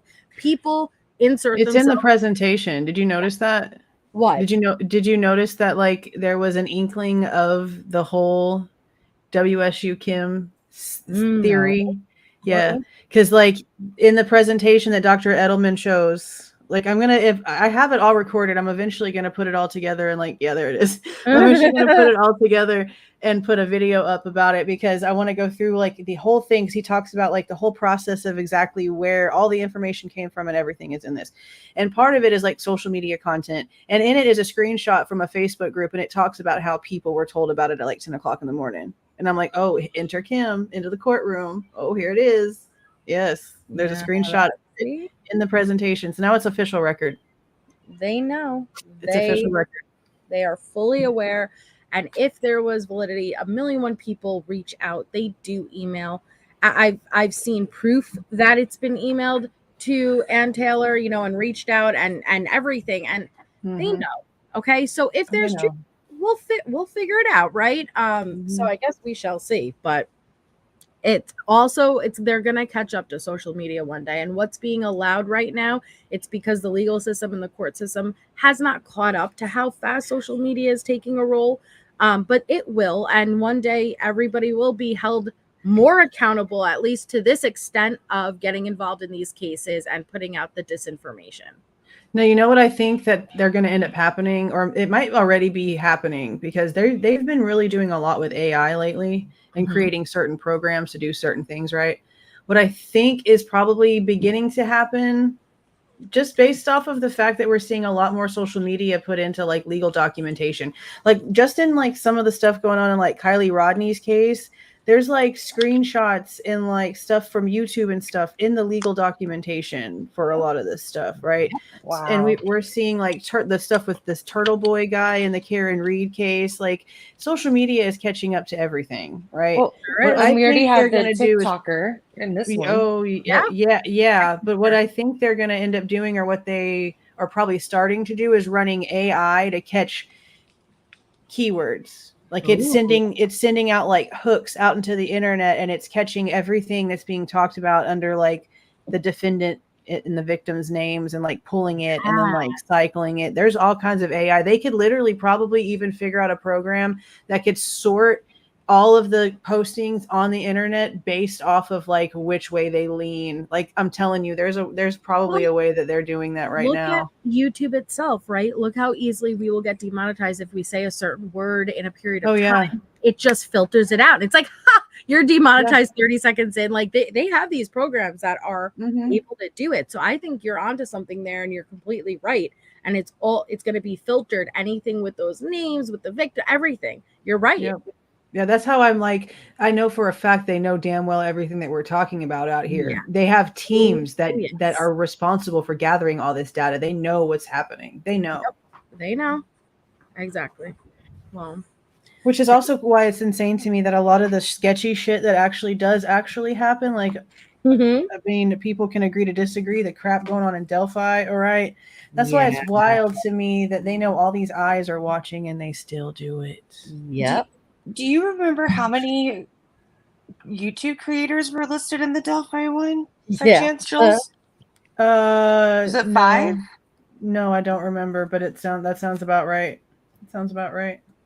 Yeah, I mean, I think also like it's I think there's more, like you said, there's more to come, but then it puts more onus like on the channel creators and the information you're given to like really think about what you're going to show to your audience, you know, could it be detrimental to the case?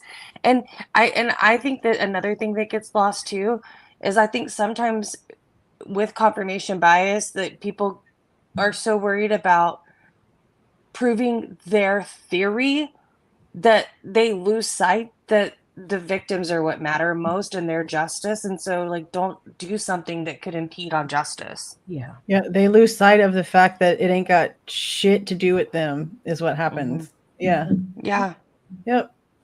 And it's like a lot of it comes from like old law enforcement, which I understand. Like your job was to always, you know, get the bad guy, but I know damn well that you know damn well throughout your career that you weren't always right either. So why are you sitting here acting like you're always right now? Like there's a lot of them, very tunnel vision.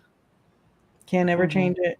I don't even know any of them that actually ever think anyone might be innocent. They pretty much are always on like straight up guilty train no matter what.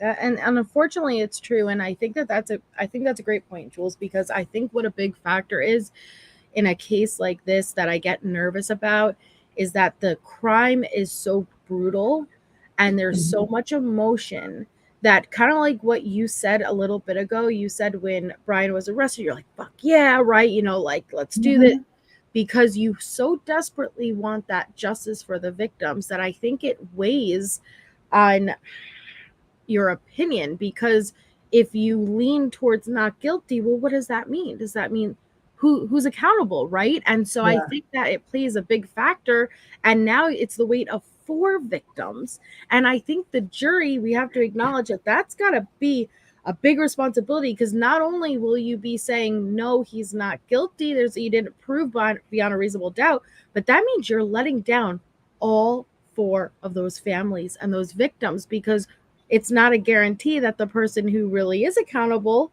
is ever held. It's scary. I mean, the house is gone now. Yeah. It's gone. I don't it's get gone. That. I don't get what I don't understand. I mean, and I was always so back and forth with it, right? Because I was like, why in the shit is Ann Taylor not filing something to stop this, right? But if her whole premise is that Brian was never in that house, then the damn thing ain't no good to her anyway. But I still just don't understand the university's quickness to want to get rid of something with the premise of, oh, we're going to get rid of it here because it's a distraction, but then we're going to put something on actual campus and then lie to you about it. I think it comes down to their enrollment, and that town is what it's built around. Yeah. I think that's the way they handled it. And in my opinion, that's a motivation, and it comes across kind of insensitive. Like it is. That's just my opinion on it. I think it all circles back to money. And if I remember, Steve said earlier on that they were like discouraged from hanging up the flyers because it was the first thing these new potential students are coming in, families are visiting. And I believe that. I do believe that because it's like, put a smear on our name, like we need to keep students coming in. And this is, putting a really big shadow on us. So I could get behind their mentality of, well, I can't get behind, but I can understand that would make sense as far as get it down, get it away. Let's try to move forward, but it's not fair. Yeah. I mean, it wasn't on campus. No. Yeah. I want to know why. Like, I just don't understand. Like why they were privy to information before the family. Yeah, why they were privy to information, why they were, because you can't sit there and make me believe that they weren't like in the war room with the cops while they were looking over evidence. Like there's no way that Scott Green wasn't in the conference calls and into all this information while the families were getting nothing. And it just doesn't make sense to me because it was not on campus. There was no reason for it. And it wasn't even theirs when it happened. It did not belong to the university whenever it happened. So what was a true motivation for the reason why the owner of that house decided to even give it to the university? That's strange to me because it's all about money. And unless this person's balling, I can't imagine. Here, you know what? Take it. Yeah, I really can't.